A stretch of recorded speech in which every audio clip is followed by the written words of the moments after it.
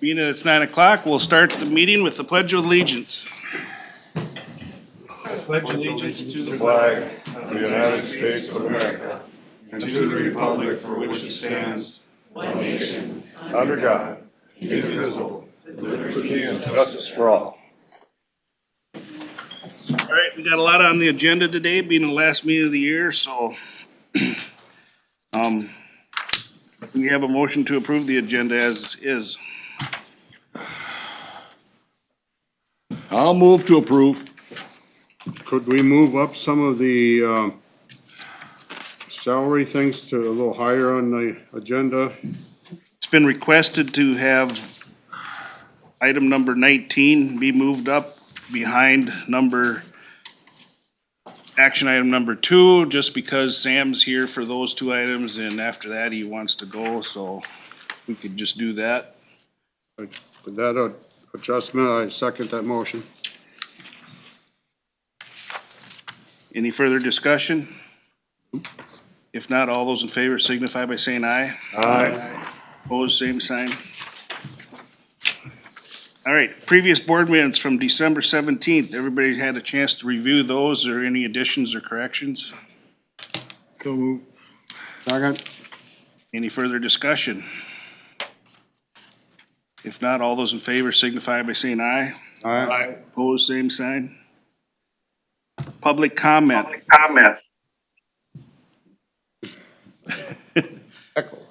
Anybody have a public comment they'd like to give? Where's that? They coming from your speaker. I'll take it to Amy.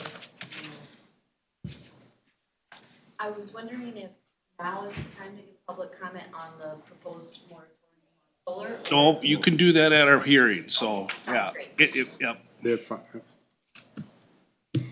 Nobody else? Okay. Then we'll move on to, Sheriff Swetberg has a life-saving award to present. Morning, Commissioners, Morning. Morning. and happy New Year's Eve morning, I guess, too. Yep. So I'm here to give some life-saving award out. I do have a little synopsis of what happened. I can't go into a lot of details since there's part of a criminal case involved in it, too. But on November 30th, around 3 a.m., dispatcher Pat Mulling received a 911 call of a domestic assault that happened in a vehicle on Highway 76 by Costendale Road, which isn't too far from Houston. He gave it out to Sergeant Swedberg and Deputy Meyer. Once they arrived, they investigated the domestic and arrested an adult male for that. But during the investigation, they found out that one adult female had walked away from the scene, which isn't too uncommon for people to leave prior to law enforcement arrival. But they want to make sure she was okay. So they made some phone calls, stopped the relatives in Houston. They couldn't find her. That got concerned for them since they knew she didn't have a winter coat on, and it was about 10 degrees out. And it was after 3 a.m. in the morning. So they switched that from a welfare check to a rescue, actually. Once that happened, dispatcher Pat Mulling contacted the cell phone provider. He worked with them to triangulate her position with her cell phone. He gave it out to the deputies right away. Short time later, Sergeant Swedberg found the female face down on the frozen banks and partially in the river. She was unresponsive, unconscious. He yelled for her, she didn't respond. When he got out to her, he tried picking her up and pulling her, and he fell through the ice. At that time, she was awake, but incoherent totally. She's mumbling. Once he was able to get her up and get her out of the water, he also noticed that she'd been laying there for a while. She had ice frozen on her face and on her body also, so she's been laying there for a while. He yelled for Deputy Meyer to come and help get her out. Once Deputy Meyer got there, they were able to get her out, and the ambulance took her to the hospital and treated her for hypothermia. So I'm proud of these guys. They did a wonderful job. Some law enforcement would have said that person walked away, they went home. I guarantee you she would have been dead. I know she would have been dead if they didn't take the extra effort to look for her. So I'm proud of these guys for doing their effort. So that's what I'm here to give the awards out. So the first one I'll give it out to is Sergeant Zach Swedberg. Come on up.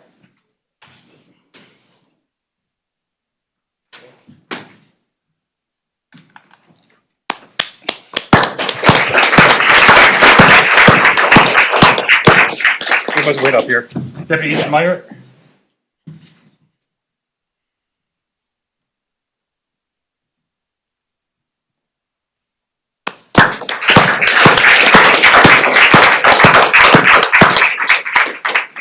And dispatcher Pat Mulling.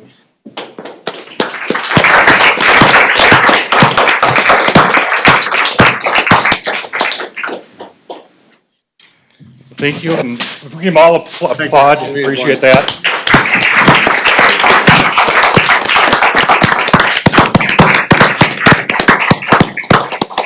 Thank you for starting our meeting on a happy note. There you go. Thank you, guys.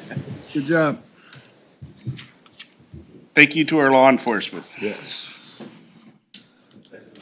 All right, we'll move on to, our public hearing pursuant of statute 357.51 regarding enacting an interim ordinance on permitting and construction of commercial solar projects.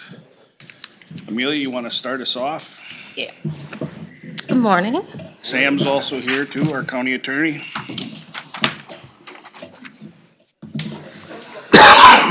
So I am here today to ask for your guys' support in enacting an interim ordinance on the permitting and construction of commercial solar. I've kind of talked to you guys a little bit about this anyway. Late last summer, it was brought to my attention that we were in a tax incentive district for alternative energy projects. And that's due to the fact, our proximity to the Genoa Power Station that was closed down. And then in late October, I was actually contacted about somebody by a project that was looking to permit. And at that point, I started looking into our ordinance a little closer and found that there are some areas that seem to have conflicting information. And then also I questioned whether the intent of what we do have is actually intended to regulate commercial projects and not just our regular independent or individual projects for residences and businesses that we do permit quite commonly. And so because of that, and then also the fact that our comp plan, which was recently redone, also just encourages primarily solar for individual businesses and residences, I guess I'm asking for your support in putting a pause on any pending applications and then applications here for a little while so that we can do some more research on the legalities of actually like permitting any of these, and just to make sure that we do have bonding requirements and other things in place that would be adequate and similar to other proposals such as wind or like mineral extraction projects. So I guess do you want me to go through all the findings individually? This was all posted online and has been in the packet, so it is out there. Well, you have it spelled out in the packet here, right? Yep. Authority and definition and all that. Purpose. Sam, you got any more to add on it, or? No, but if at some point here, if the board decides to adopt this moratorium or enact a moratorium, and I ask you to adopt as an exhibit in this, Ms. Minor's report to the board as supporting of your adoption. Okay. I guess now would be the time for any public comment on this. So, anybody want to come forward and state your name and where you're from and?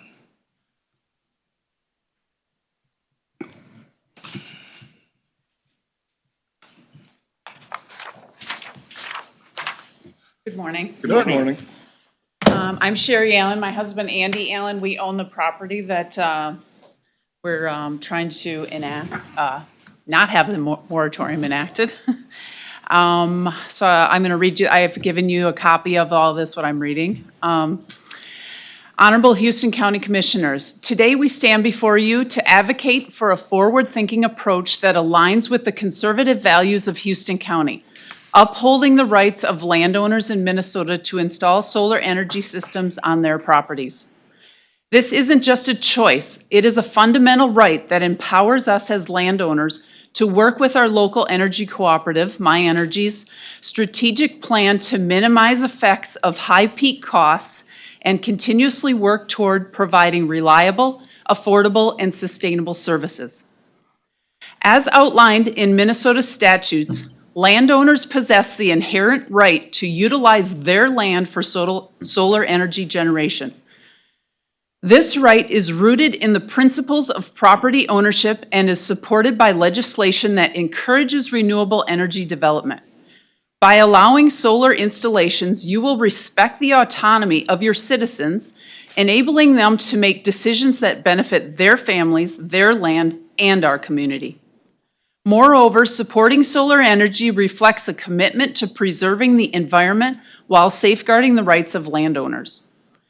Andy and I are members of the My Energy Cooperative. Since the time when Kent from My Energy first approached us regarding a small 5-megawatt solar project on our land, Andy and I have learned a great deal on how solar projects can positively affect the stabilization of My Energy's portfolio, in turn enhancing competitive energy rates. Beth and the One Energy team have always been transparent with details regarding the build-out, lease agreement specifications, removal process at the end of the lease, and all general questions Andy and I have come up with during our consideration period. Andy and I believe strongly that diversity is key to the success and longevity of our farm, as well as our electric cooperative. This solar project will be located on just a small portion of our land near the Caledonia substation. We will continue to farm row crops around the solar installation. Our family-owned grain farm is already producing energy with corn for ethanol, and soybeans are expected to play a significant role in the future of jet fuel, as they are a key ingredient in sustainable aviation fuel, SAF. We believe that all grain farmers must be allowed the ability to contribute to our nation's energy independence with locally produced solar in addition to their grain fuel energy contributions. It is also our goal to use this solar project as an agricultural educational opportunity for our community. We have worked with Shooting Star Native Seeds in Spring Grove to establish a native seed mix to be planted within the solar array that will support hand harvesting education and provide enhancement for climate-resilient pollinator habitat. We strongly believe that the natives' plantings will establish a resilient ecosystem and are excited to help our community learn the value of planting and harvesting native seeds. In conclusion, we urge you, our Houston County Commissioners, to actively support this 5-megawatt solar project with climate-resilient pollinator habitat. By doing so, you will honor individual property rights and pave the way for a sustainable future for our county. Thank you for your time and consideration. Thank you.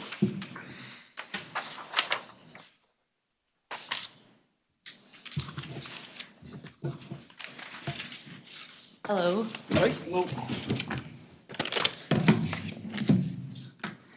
Thank you. You have a whiteboard with you there? I have some posters. Oh, okay. Perfect. You like visuals. Yeah. So, good morning, Houston County Commissioners and Amelia. Nice to meet you.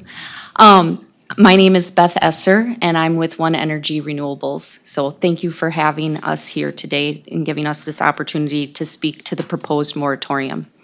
One Energy Renewables is an independent solar development company, and our Madison, Wisconsin office is honored to work with My Energy and other Dairyland Power Cooperatives on projects that are designed to meet the needs of the communities and members they serve. In light of the proposed moratorium, we thought it may be helpful to summarize our proposed wild turkey solar project, as we've been referring to it. So we submitted materials last week to Amelia about the project, and I have provided copies on each of your stations up there.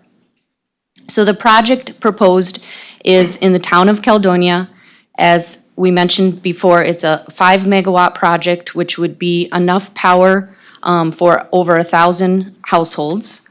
And it would be on approximately 27.5 acres of land which is part of a larger parcel, a 109-acre parcel. It would be meeting the needs of the Caledonia substation, which is just to the east of the project area. Main components of projects like this include bifacial solar panels, which mean the panels have glass on the front and the back, so they can absorb sunlight from both sides, which has been a change in technology which has really allowed these projects to be more beneficial in Midwest climates, especially with the snow on the ground and the bifacial, or the reflection on the backside of the panels, although there's always a reflection from the ground that does help increase energy production. These panels are mounted on steel I-beams that are driven into the ground, and there's a tracking tube that goes on top of those steel I-beams that the panels are mounted on, and they track the sun from east to west throughout the day. So again, that's another increase in change in technology that has increased the production of these projects, making them an economical choice for utilities. I've brought some photos today with me that are reflective of the projects that we've previously collaborated with My Energy on. So we did 4 projects for My Energy in 2021. 3 of them were in Fillmore County. Here's one of these. Sorry, I'll go like that too so everybody can see. Another one of these in Fillmore County. This one's called our Fountain Solar project. How many acres is that? This is 3 megawatts, so slightly smaller than the proposed Wild Turkey project. This was another one. This is in Rushford Village by headquarters there. This land is partly owned by My Energy and by the city of Rushford. And then finally, this project in Winona County called our Stockton Solar Project. Thank you, Kent. So that picture right there, all 4 of the pictures I just showed you were taken right as construction was wrapping up. I brought some additional pictures of the Winona County project, which were taken in 2023 to show the establishment of our prairie that we put in as vegetation on the project. It's a really important aspect of these projects for us to establish good vegetation within the project.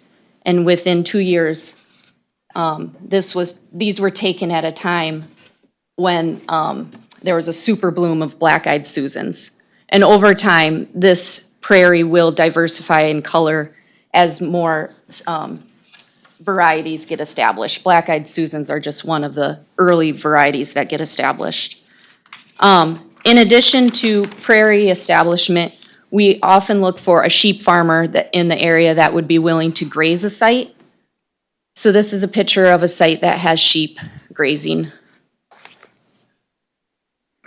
And this is similar without the sheep, but what it would look like. So all of these pictures are just meant to help visualize what the proposed Wild Turkey Solar project would look like, because it is very similar in nature. It's almost like finding a needle in a haystack to have all the important elements align for a solar project like this. Basically, we need to have land that is close to existing electrical infrastructure, land that is suitable for solar development, and landowners who are interested in partnering with us, the developer, and the utility who's purchasing the power. My Energy introduced us to the Allen family, and we found our needle in a haystack with them. Our preferred relationship with the landowner is always to enter into a long-term lease agreement. We offer a competitive lease rate that is fair to the landowners over the life of the project, but is also fair to the cooperative and its members in the resulting price for the power generated from the project. As part of our lease agreement, we commit to removing all of the solar facilities at the end of the project. This is important reassurance for landowners that we work with. Components of the solar project have high salvage values and are primarily made of recyclable materials including aluminum, glass, copper, and silica. We have worked with the retrofit companies in Minnesota and Ontility, which is a Chicago company, to recycle panels on projects that we've constructed in the Midwest that have been damaged either in shipping or in installation. This proposed project is part of a portfolio of projects that we have been developing with Dairyland members to achieve the best pricing for all of their cooperatives.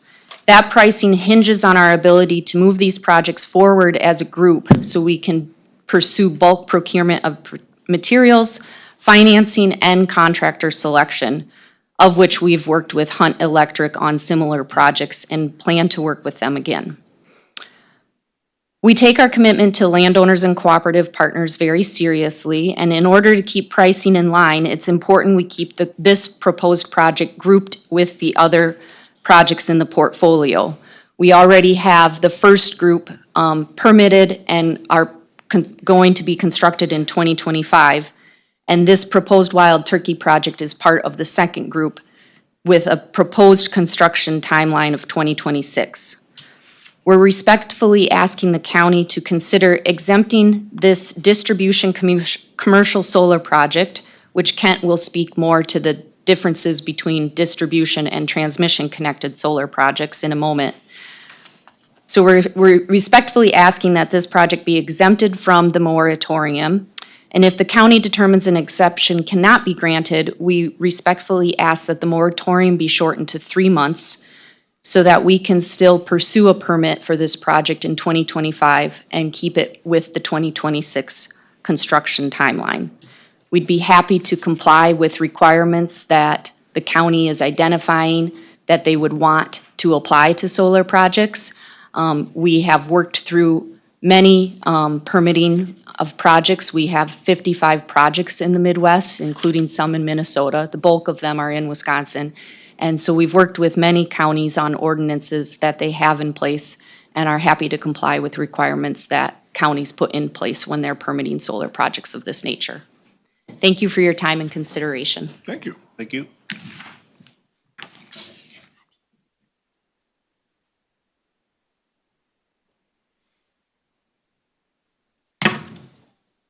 Good morning. Appreciate the opportunity to be here today. I hope everyone's having a nice day, and I hope you guys' coffees are all still pretty hot anyways. I'm Kent Wickham. I'm the VP of Member Services at My Energy Cooperative. My Energy is electric utility that serves southeast Minnesota, northeast Iowa. My Energy serves the majority of Houston County. I know Excel has a little bit as well. Thank you for the committee on identifying the need to add a process to put conditions on these applications. But My Energy does feel that a 12-month moratorium would be very strict and essentially end the project that we're looking at doing right now, or at least the application that we submitted last week.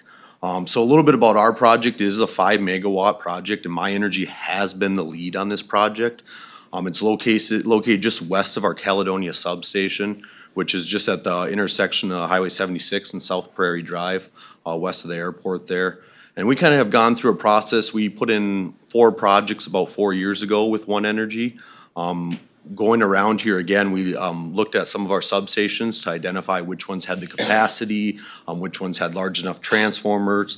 And the Caledonia substation was one of the last substations we have on our distribution system that would actually handle a larger scale solar, such as a 5 megawatt system. So we started off there. We met with the Allens, and that went very successful. We pulled in One Energy Renewables, which we'd worked with in the previous projects.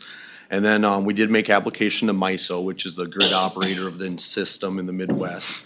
Our project was just approved late November from them. That did require a $60,000 deposit to look at that, just to see if the system could be integrated in the electrical system. This is a distribution scale project, so I know a lot of phone calls have been made, a lot of companies. You said it's kind of in a brown community, so there's a lot of grant money out there and everything too. So there's been a lot of outside companies contacting a lot of local landowners on projects. I just want to identify this is a distribution one. So this is going to be tied into our existing substation out there, and it's not as impactful as a lot of these other projects are looking to be. Again, this is a 28.5 acre project, and it's going to be tied into one of our existing substations. So all our equipment outside of the circuit to get out there to that solar array is already in place.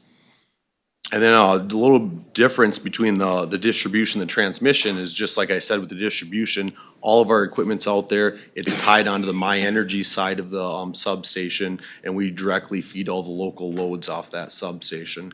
Transmission, like up to 1,000 acre, even anything above a 5 megawatt project, would likely require a new transmission substation by Dairyland. It's going to be much more larger in size. And then kind of looking over the ordinance that you guys have in place too with the definitions there, there's a private solar, and then there's, I think, a commercial solar identified there. Well, most of the private ones that you guys have seen and approved are net metering facilities, owned by landowners, and it's usually a 40 kW and under. Most of those take up 0.05 of an acre. And then your commercial is a wide range up to 1,000 acres. So what I'd like to do is look in there a little more and kind of define what a commercial system is, because that's a very broad range on commercial solar. It covers a huge area where we really feel like distribution and transmission systems, at least on the solar commercial side, are different types of projects. With distribution commercial solar, it's tied into our existing substation. The majority of the energy is used on that substation, and when there is backfeed, it does go to one of our other local substations.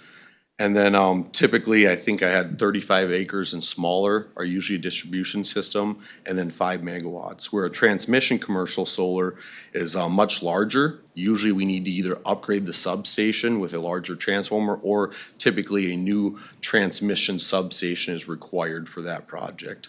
And they can be up to 1,000 acres.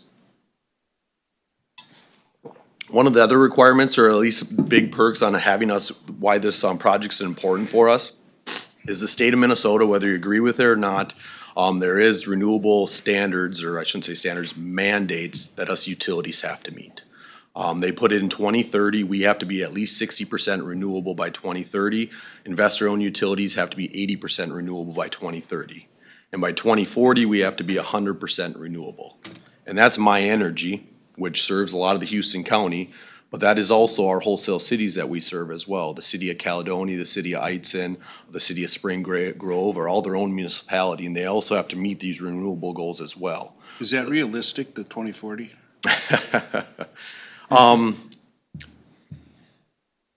We won't be there at 60% by 2030. But the caveat to that, or that they've kind of put in there as a roadway, is essentially you can get there by buying renewable energy credits. And then just like this project, if this project weren't to move forward, then we would increase our renewable portfolio. What we'd have to do is buy RECs off the market. So we would buy RECs, energy produced at different systems, to retire for our renewable mix. So that at 2030, whatever our mix is, we're gonna have to buy RECs to get it to 60%, 80%, 100%. So, yep. Yeah, feel free to, if we got any questions, I'm open for discussion here. Well, before you go any further, so you said that your distribution lines. This is probably the only one that would work for a.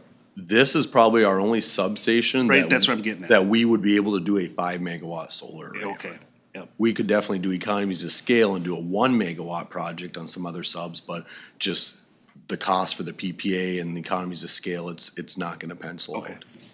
All right.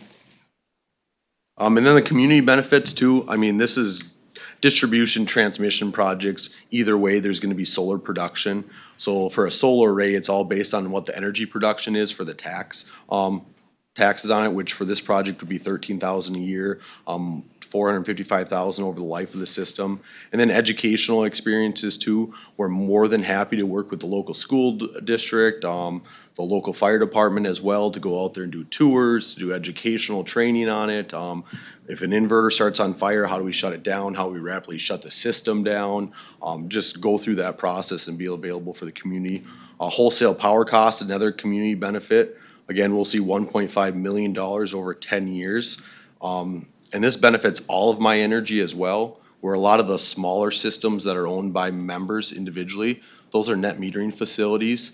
And typically, those are just beneficial to the person that puts them in. It's retail rate, the utility has to buy back the same energy rate that we sell it to them, where this is gonna be a much lower rate, it's a wholesale rate, and it saves My Energy and the communities we serve money. And it keeps money local as well. With this being a My Energy project, distribution size project, we're keeping all the money local, as in we're the ones buying the energy from the system, and it's not Xcel or it's not some other out-of-state company that's buying the production from this system and shipping it away. And then grid reliability, one of the other things that we're gonna see possibly in the future, hopefully not anytime soon, is if we ever did get to the point where we don't have enough generation and we had to do rolling blackouts, as in the utility had to shut down substations in order, because we didn't have enough generation to shed load. After we've gone through everything, all the other steps we need to do, having a solar array on this substation, depending on what time of day it is, if there's generation on there and minimum load on it, that's gonna be likely a substation that we keep online, which means the community that's served off that substation will still have power. And then whichever other substations, possibly the city of the Caledonia substation as well. So, and then in future, this long time down the road, be essentially be an opportunity for doing a battery system as well. And then just like Beth kind of mentioned, economies of scale, this is another project that's in group with Darylyn's portfolio. And we're just working with a lot of other co-ops on this one too, and just more cost effective than the 1 megawatt project. So again, a 365-day moratorium would push that schedule too far out. And we would likely have to go back to ground zero and try to find another project to still make it work within the next year and a half, which would be extremely difficult for us. So we do want to work with Houston County. We'd like to work with you guys and establish a permitting process.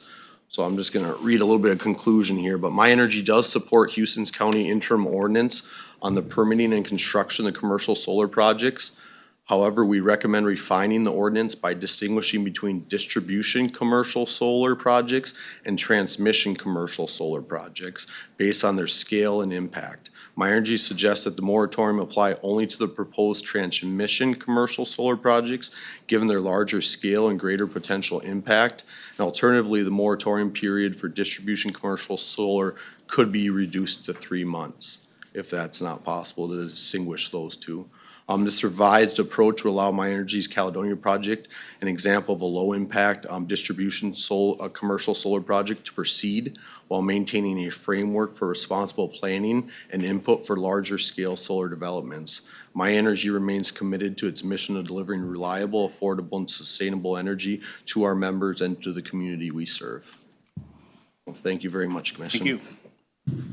So what's the longevity on these panels? Like, how That's probably more of a Beth question, but what I usually tell people is up to 35 years. and when they're wore out, you guys come in and clean them all up and get rid of them, or how does that work? So we would be buying in this situation, we would be the ones purchasing the energy on it, so we would not own the system or maintain the system. That'd be One Energy. Yes, so Kent is right. The panels. Gotta come up. Come forward so I can hear you. Kent is correct that the panels themselves are warranted for 30 years. So we design our lease with the landowners to be 30 years, as well as the power purchase agreement for the power with My Energy to be 30 years. The degradation of the panels is pretty slight over that time frame, so we do put in an option to extend the lease for another 10 years. So the lease is 30 to 40 years. And we do commit in the lease to removing all of the solar facilities at the end of the life of the project within 12 months of whenever the project is no longer producing power. We've gotten estimates from third-party engineers for other counties that have required it to show what the removal cost is versus the salvage value, and the salvage value is always expected to be more, at least through 15 years, than the cost to remove.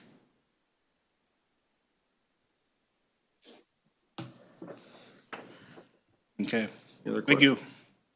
Thank you. Thank you. Thank you, guys. Appreciate it. Anyone else would like to come forward for a comment? Maybe one of them could stay up here when Amelia comes and if we incur a question, they could have an answer. Good point. We can definitely do that. You could be very well. Anybody else for the public comment on this interim ordinance?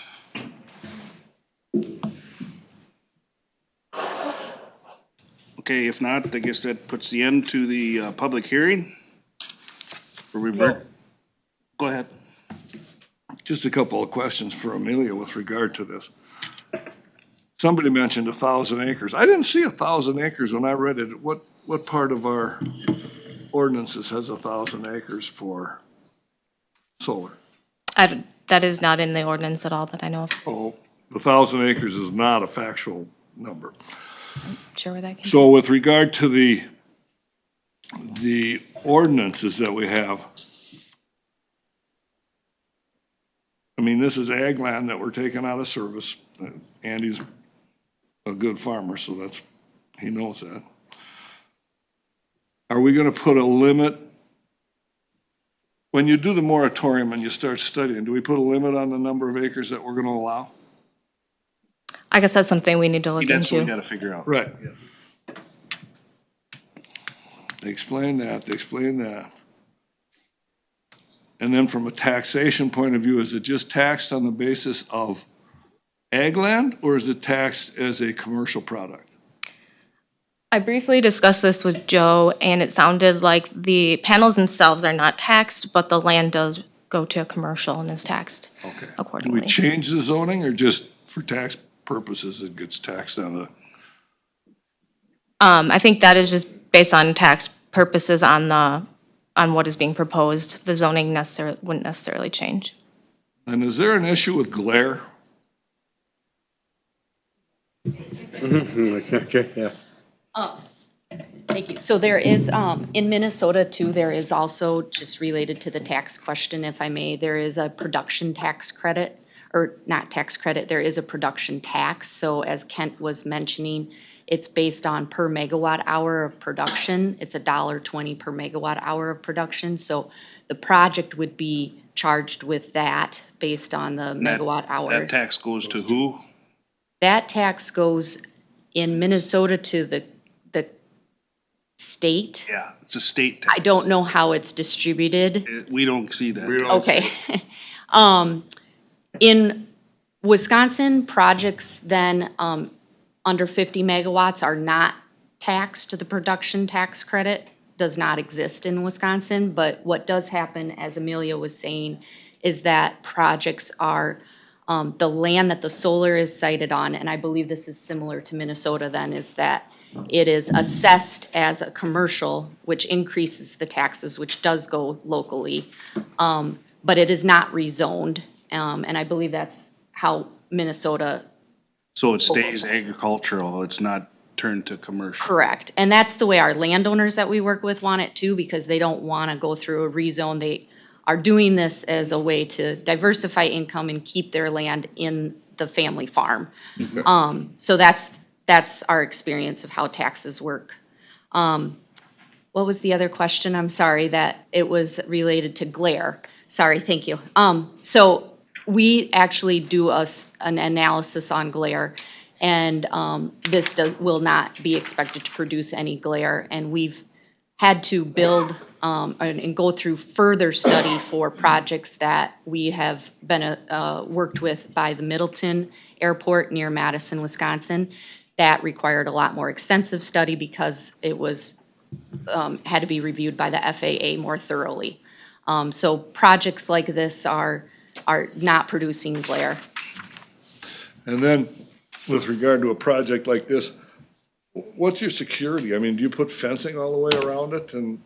Per National Electric Code, the project does need to be fenced, and so we have the type of fence that we use. I'm not sure if I have a close-up of the fencing in any of those pictures, but it's just a square egg-style fence with wooden or steel posts. It's 8 feet high. Thank you. Would you like me to stay up here? I got a couple questions. So are they gonna change the land from ag land to commercial, or is it gonna stay the same? I guess I can clarify that in terms of rezoning. That would be something we'd look at as part of our review for ordinance updates. But my thought is that the land would stay ag. I think that was likely what other counties have done. And then this would be an interim use or conditional use on that ag land. And have you seen like Winona County and Fillmore County's ordinances with regard to this? I have pulled them all, also Dodge, Wasika, Steel. We are probably behind the game when it comes to this. So it's just, in my opinion, a matter of seeing what other counties have done, maybe touching base with them to see what they think has worked as far as like setting performance standards and then determining what is best for the county if this is actually a project that we do allow with So with plan. regard to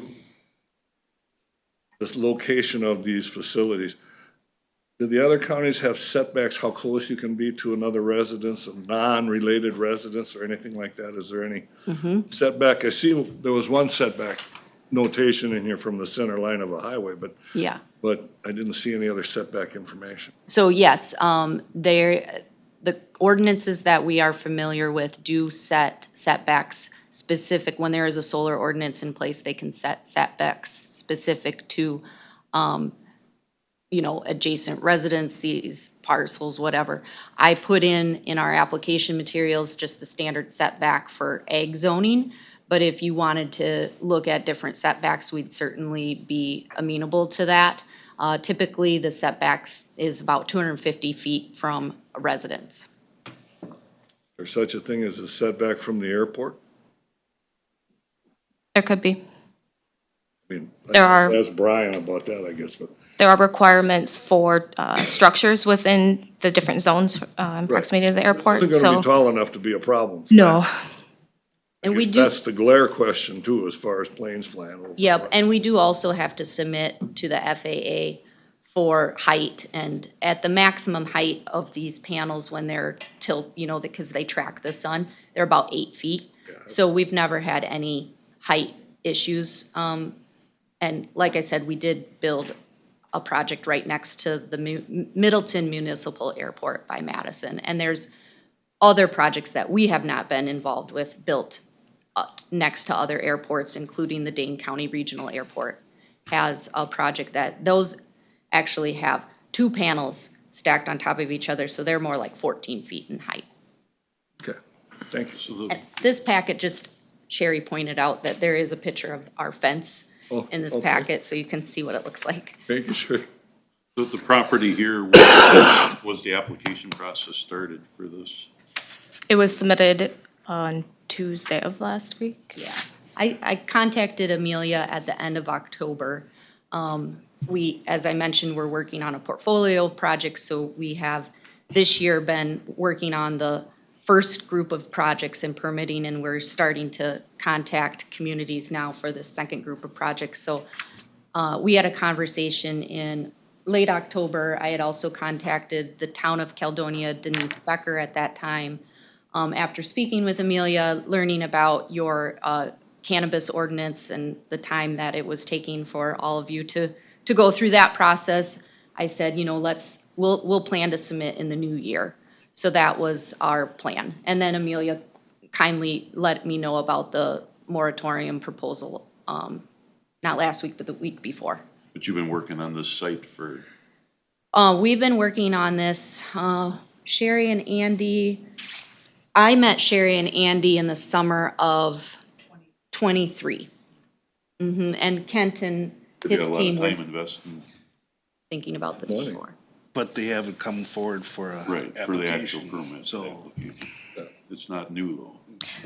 And I thank My Energy and Beth for being here today to explain these sort of projects. This is brand new to us, and so there are a lot of unknowns. And I guess that is part of why I'm requesting this. But I want to caution you guys that this moratorium is not intended to directly to stop this project, but is just commercial solar in general. So I recommend to follow the findings that I had provided to you within the packet.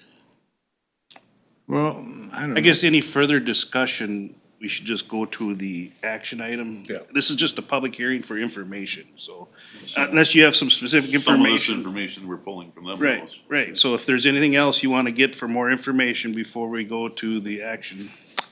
I guess I come up with one here, this removal process that just discussed that when they're at end of their life. Is that handled by a bonding situation? How does that handle, Sam or? We certainly do often put bonds in place, a removal security. And so typically how that has looked before has been to get a third-party independent engineer estimate to see what the cost of removal is versus the salvage value. And then we agree on a form of removal security, whether that's a bond, corporate guarantee, letter of credit, escrow, that puts in place the amount net the salvage value. And like I said, since the salvage value typically exceeds the amount to remove for the first 15 years of the project, then that's usually something that we look at every 5 years to keep that estimate up to date. That's what that's looked like before.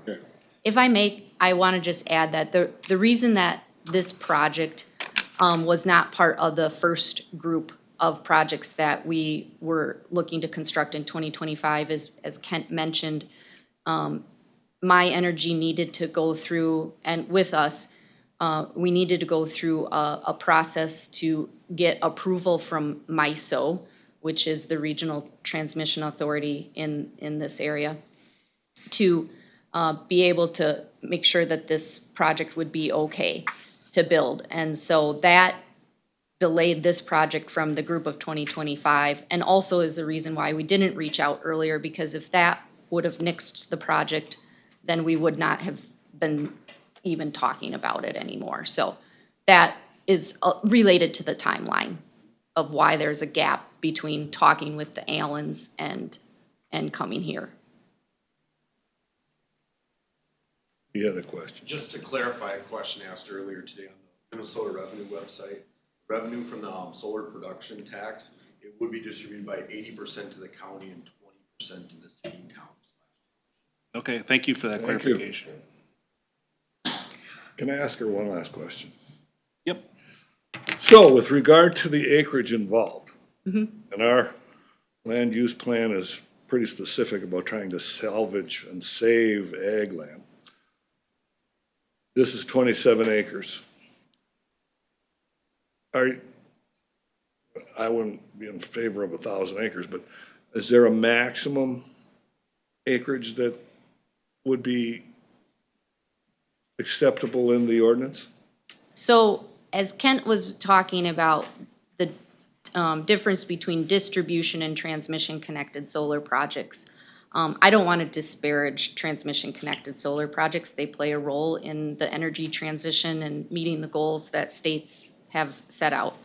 But we work on these smaller distribution solar projects, and so I would say at a 5 megawatt size, the acreage maximum would be 35 to 40 acres. Panels continue to get more efficient, and so, I think 3 years ago, we maybe were looking at 35 acres, and now the fenced-in acre for a 5 megawatt project is 27.5 megawatts.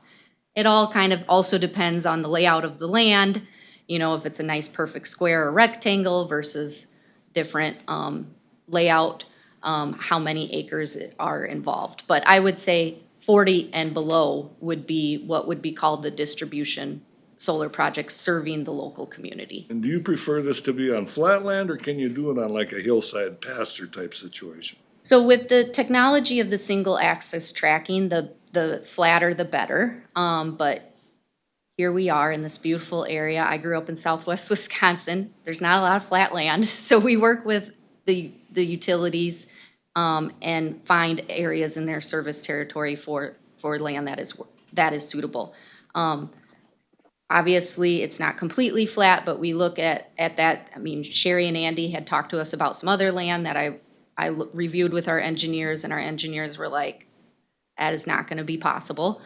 So this land, besides the topography, we look at things about if it's in floodplain, wetlands, the steel piles are driven into the ground 8 to 12 feet, so we look at soil type.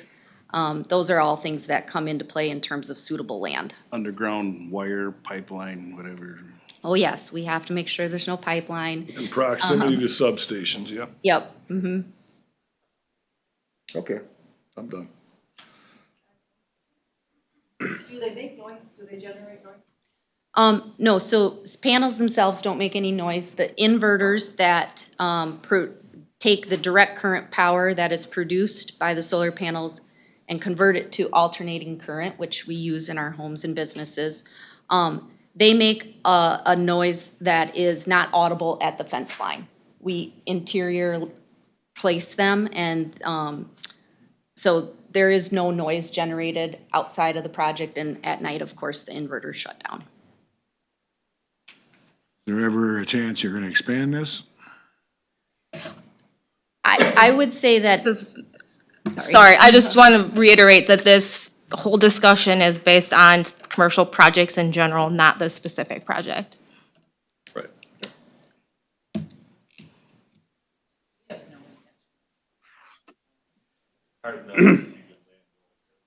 yeah. You're good stewards. I do support, I'm just gonna say this real quick, and I wanna thank everybody. Andy, you want to come forward, Come just forward because so we we need can to hear get your, we can't hear you in the, on the audio and the video. Make it real quick, because my amazing wife said, you really don't need to talk. I've heard that too, so. Yeah. If any of you know me, you know, next to my family, my heart is farming, and I'm passionate, and it is, when Beth came, and met with us, I was not excited at first. Sherry was, and I love to farm. It's truly my passion. However, the stewardship of being a farmer and being a good steward isn't necessarily going, no-till. It's evolved, and that's all I can say. I don't want to say it too much because I could probably break down up here, but I see this as a huge benefit in so many ways for our community. And one thing I see is if you take 27 acres and you just take it out of production and you make it a prairie, that also helps nitrates. It also helps a little bit of our groundwater. Every little bit helps. When somebody asked, is this gonna expand? Gov, 27 and a half acres is what I really would like to see. I was the one that said, and you know where it is, you drive by it every day. I truly we got to plant that farm for the first time this year. We bought it, we paid healthy for it years ago, and we got to operate it, and our son August and I were standing right where the solar was gonna be. We're like, oh, but it's the best for our farm. It's the best for the growth of our farm. And it's an excellent opportunity for the community. So that's all I have to say. Again, I appreciate it. Sherry's a rock star, what she does, and Beth and Kent have been too. But I hope you understand, it's not just a business making money off of land owned by a farmer. It's something much bigger than that, and it was hard for me to accept that at first. And as I've learned and as I've experienced and researched with Sherry and my family, we know it's the right thing. Hope that you understand and agree with us on that. So, thank you. Thank you. Yeah, thank you. And again, I just want to reiterate, this isn't about your specific project, so I mean, the interim moratorium, it isn't about this specific project, so. Exactly where is it on? I know it's in that one tract of land in the South Prairie goes through that tract of land. Does anybody have a map? I have, it's Well, I don't think think we need we- to go this far because, like I say, this is not on a specific project. This is, It's right on the corner. It is, yes. on the corner by my reef over Yeah. there, Yeah, so right before you get to on the right hand side. so this one. Denise, you're welcome to have a public comment on this if you'd like. I was just wondering exactly where it is. Okay, Well, it's in, Tract of land with that number, Yep. the road goes through the. Yep. it's in their township too. Yeah. In terms of the expansion, we sized the projects to meet the needs of the substation. Kent could speak to this more, but we are at the maximum size for that substation without the substation having to go through upgrades that I don't believe the co-op would want to pursue. And Sherry and Andy would have to agree to expand, and they don't want to. So that would not be on the table for this particular project. Okay. I just have one more item, and then maybe we can move things along since you have a busy schedule today. And in terms of their public comment and their request for exemption or 3-month timeline, I can respect why they want to move this forward. They do have, in order to get proper good pricing on some of their materials. But I think if we were to exempt this particular project, it kind of negates the whole purpose of why I sit here and make this request to you today. But I am willing to compromise potentially on the timeline. 3 months is not feasible for our office, but I could make 6 months work if that is something you guys are wanting to look at. Well, first, let's put an end to the public hearing process unless there's somebody else that wants to have a comment. We'll put an end to the public hearing process. We'll move forward with the number one here. Yeah. Consider enacting a moratorium or interim ordinance on permitting and construction of commercial solar projects. This ordinance would be titled Moratorium on the Permitting and Construction of Commercial Solar Projects and Interim Commercial Solar System Ordinance. Given what Amelia has just said, you can take that into account. It's advertised for a year. It doesn't necessarily mean it has to take a year. It could take 3 months, it could take 6 months, it could, 8 months, whatever. But we've discussed a lot of what was said here today. Already, we can take into account to study this during the moratorium timeline, to come up with ordinances to regulate larger solar systems, because we don't have that right now, so. So we're at the point of number one on the Yep. action item. My point, I was gonna comment earlier, but this is not denying these projects. Correct. This is a moratorium to get our ducks in a row. This is a chance for It's the a staff pause. to go through and get our thing is. I believe we got tied up into one particular one at this time. One of the questions I had, and by looking at the one map here, it looks like it is kind of hilly land that is not taking away productive, suitable lands.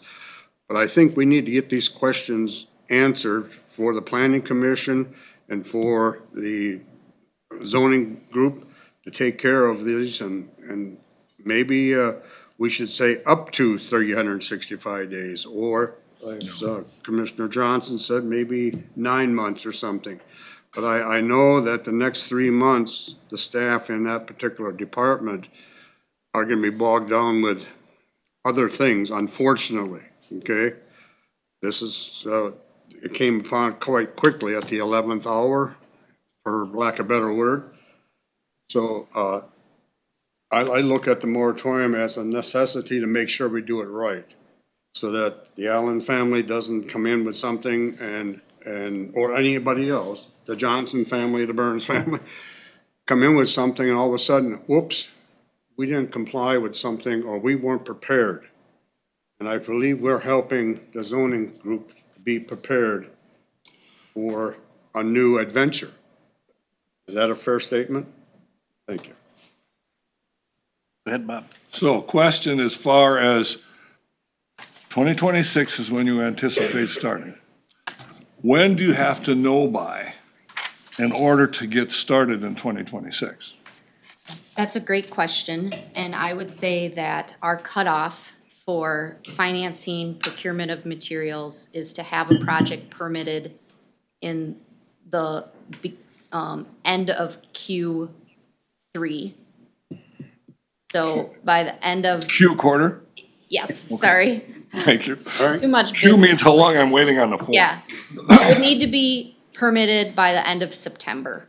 So, we greatly respect Houston County's desire to do a moratorium. I would say that if you had a moratorium in place, or an ordinance in place that we could work through and get a permit by the end of September, that would allow the project to continue. All right. I'll have to bring it down here.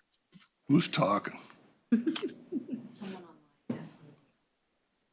Whoever's online, can you put yourself on mute, please? I put him on mute. Okay, No, you just muted the. I muted us, never mind. That's okay too, but Isn't All this Argus on here? That's the Argus. That needs to be unmuted. I know, and I unmuted it again. Okay. Anyway, Never mind. So,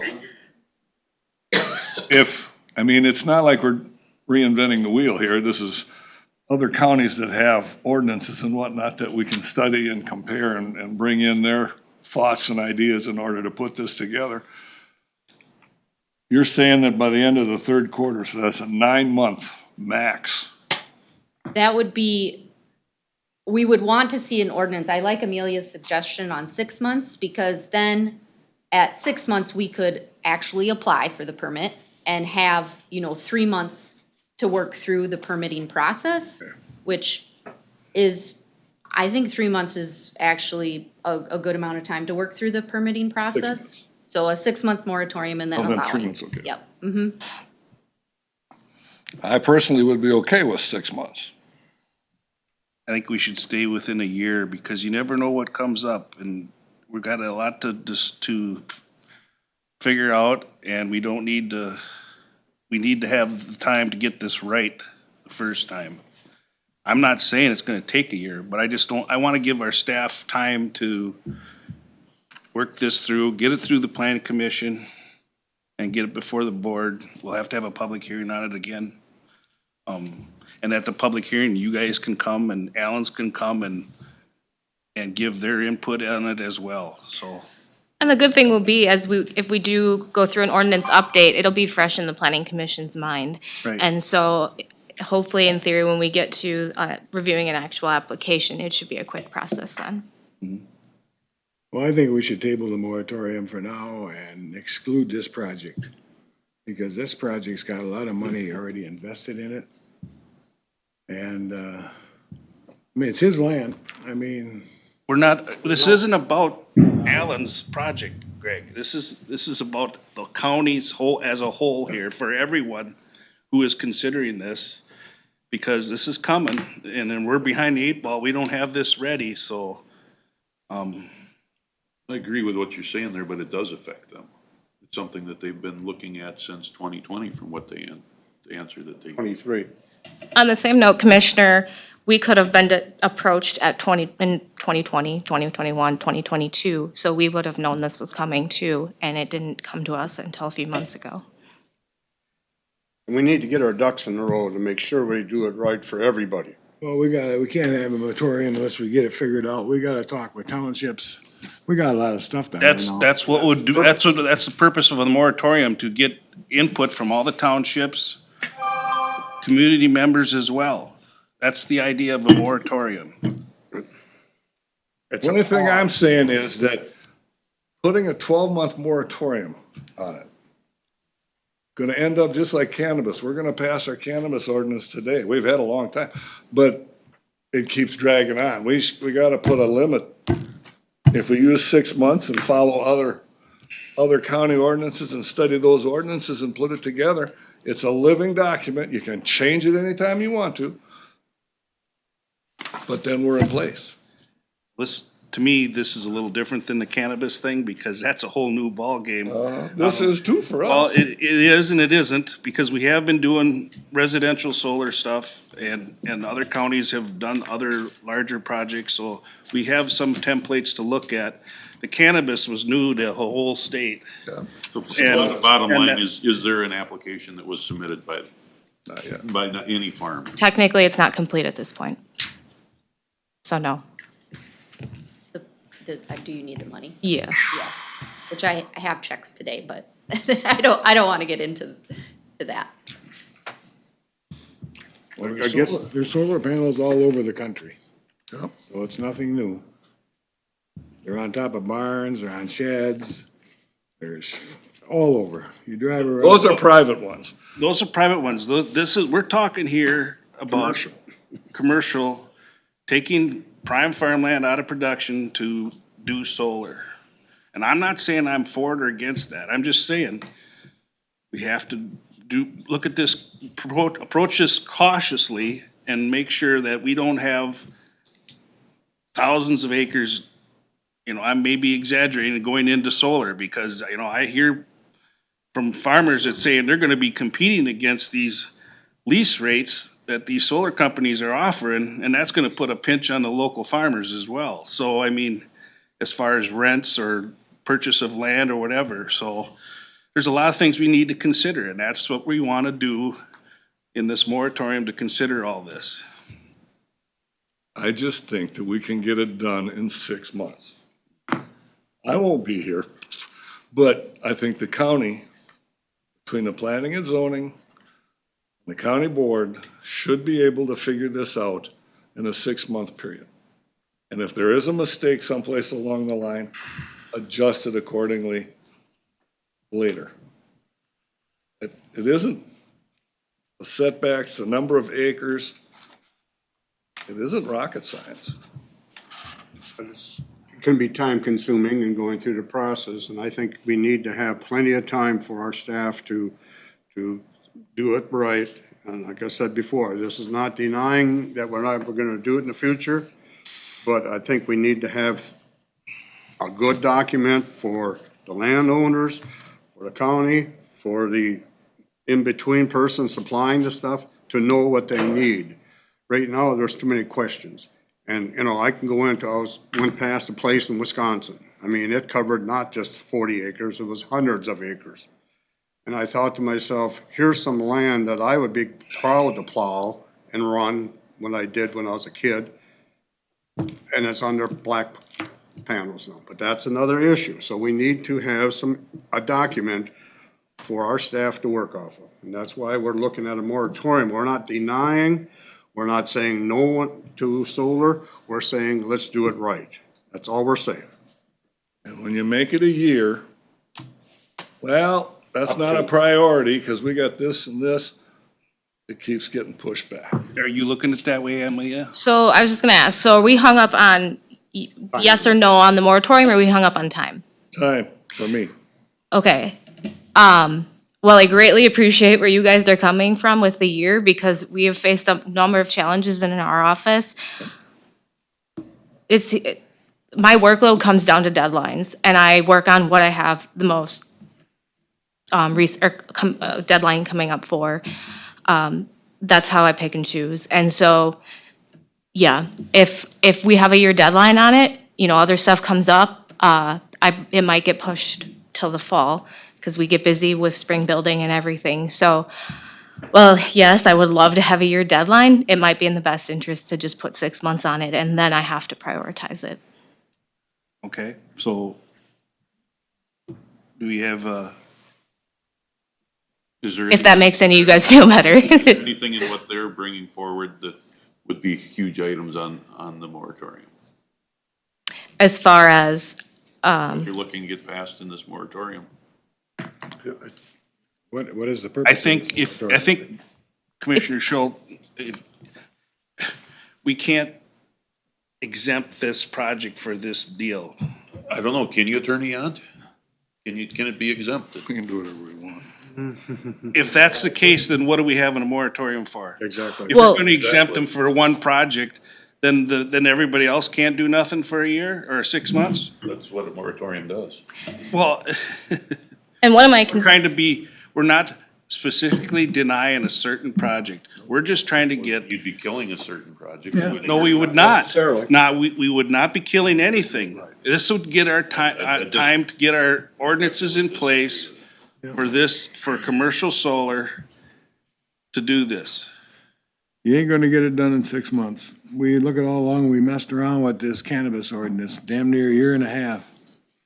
there were a lot of moving targets with that too. We didn't have rule to work off of, and we're waiting for template documents from organizations. This is kind of done already or built in other counties, and we just need to figure out what we want here. It's already done in other counties, we should be able to get those templates and get to work at it, and not keep pushing it off. Well, the proposal is 6 months now, so go ahead, Bob. I'll make a motion Okay? Thank you. that we set an interim ordinance with regard to permitting and construction of commercial solar projects for 6 months. Is there a second to that motion? Second, Any further discussion? Ask that we vote by roll. please. Any further discussion?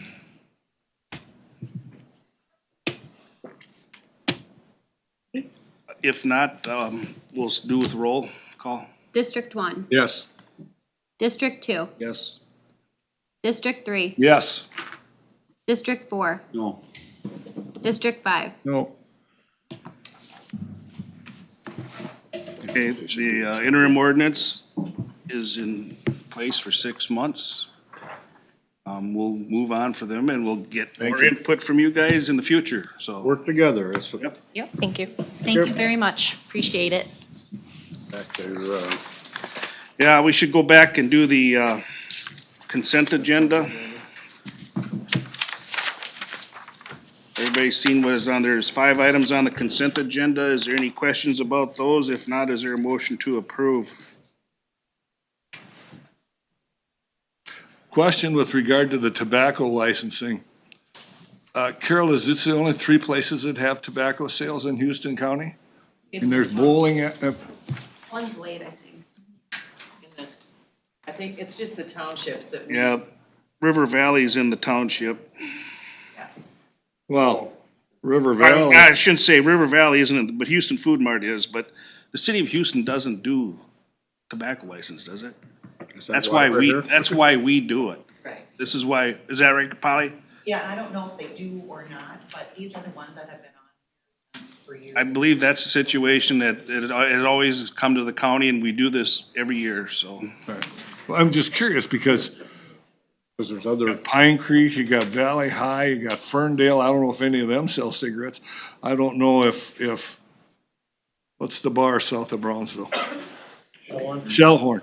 I don't know if Shellhorn sells cigarettes, but, you know, Yeah, but it just seems like we're a little on the short side there, but that was only. I'll move to approve the consent agenda. Second. Any further discussion? If not, all those in favor signify by saying aye. Aye. Opposed, same sign. Now we'll go back. Turning the page. I will go back to action item number 2. Consider adopting the cannabis ordinance with changes as proposed during the 2024 special meeting. Sam and Amelia. John's name's on there as well.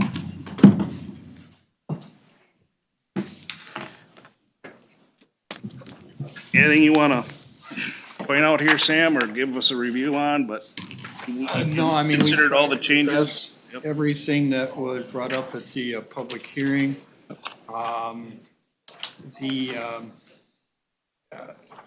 Some of the language came from the Washington County ordinance that was forwarded, that was helpful.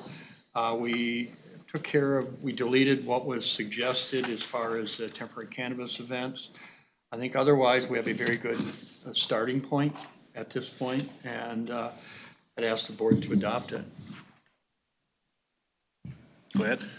The one question that we don't address on-site, like at the fairgrounds or something like that. So we don't allow, we're not going to allow somebody to have an event. But do we address that and say events are not allowed, or just don't have it in there? Because it's not in there, it's not. Okay, so it's not allowed. All right, thank you. That's a good question, though. What if somebody else holds an event and these people come and set up? they'd need a Get license, arrested. didn't they? You get arrested? Get complaints, if it's like, before, you know, it's like having you need a peddler's license in the county. Same thing, we've prosecuted those a couple times. Yeah, but they could go and set up and sell all they want, and then by the time the complaint comes to you, they'll be in the next state. Well, and that's more of a question for Brian. I think there's been other things where there's complaint and they'll shut it down. It depends on what his choice is. Well, the guy putting the event on too. If he allows it, or else, no. Well, and again, like I said, I mean, if, depending on what their compliance is, I mean, you want to get into the weeds here, there are reasons that you get arrested under the rules of criminal procedure. And so if you think they're going to continue to commit crimes or not show up, either one of those are reasons to put you in jail until I can deal with it the next day.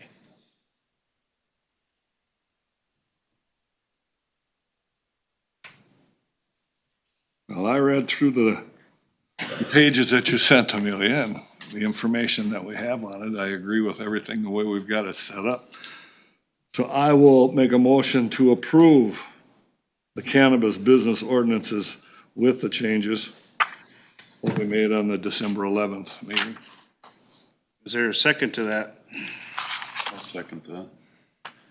Any further discussion?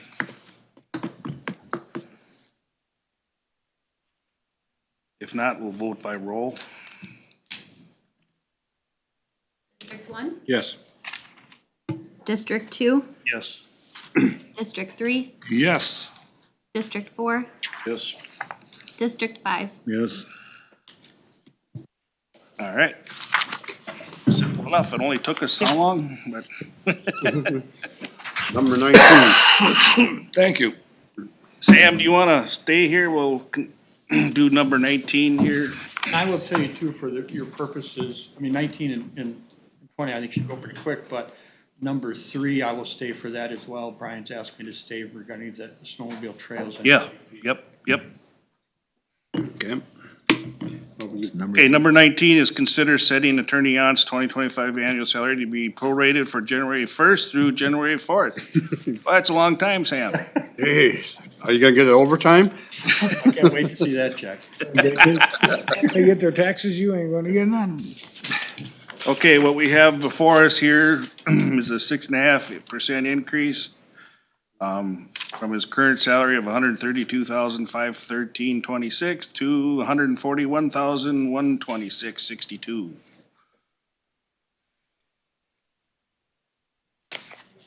During our discussion on Personnel Committee, it went through the different steps, and I feel it's appropriate that this one be the proper amount, and then I'll also consider under number 20. So I move to approve that wage. Is there a second to that?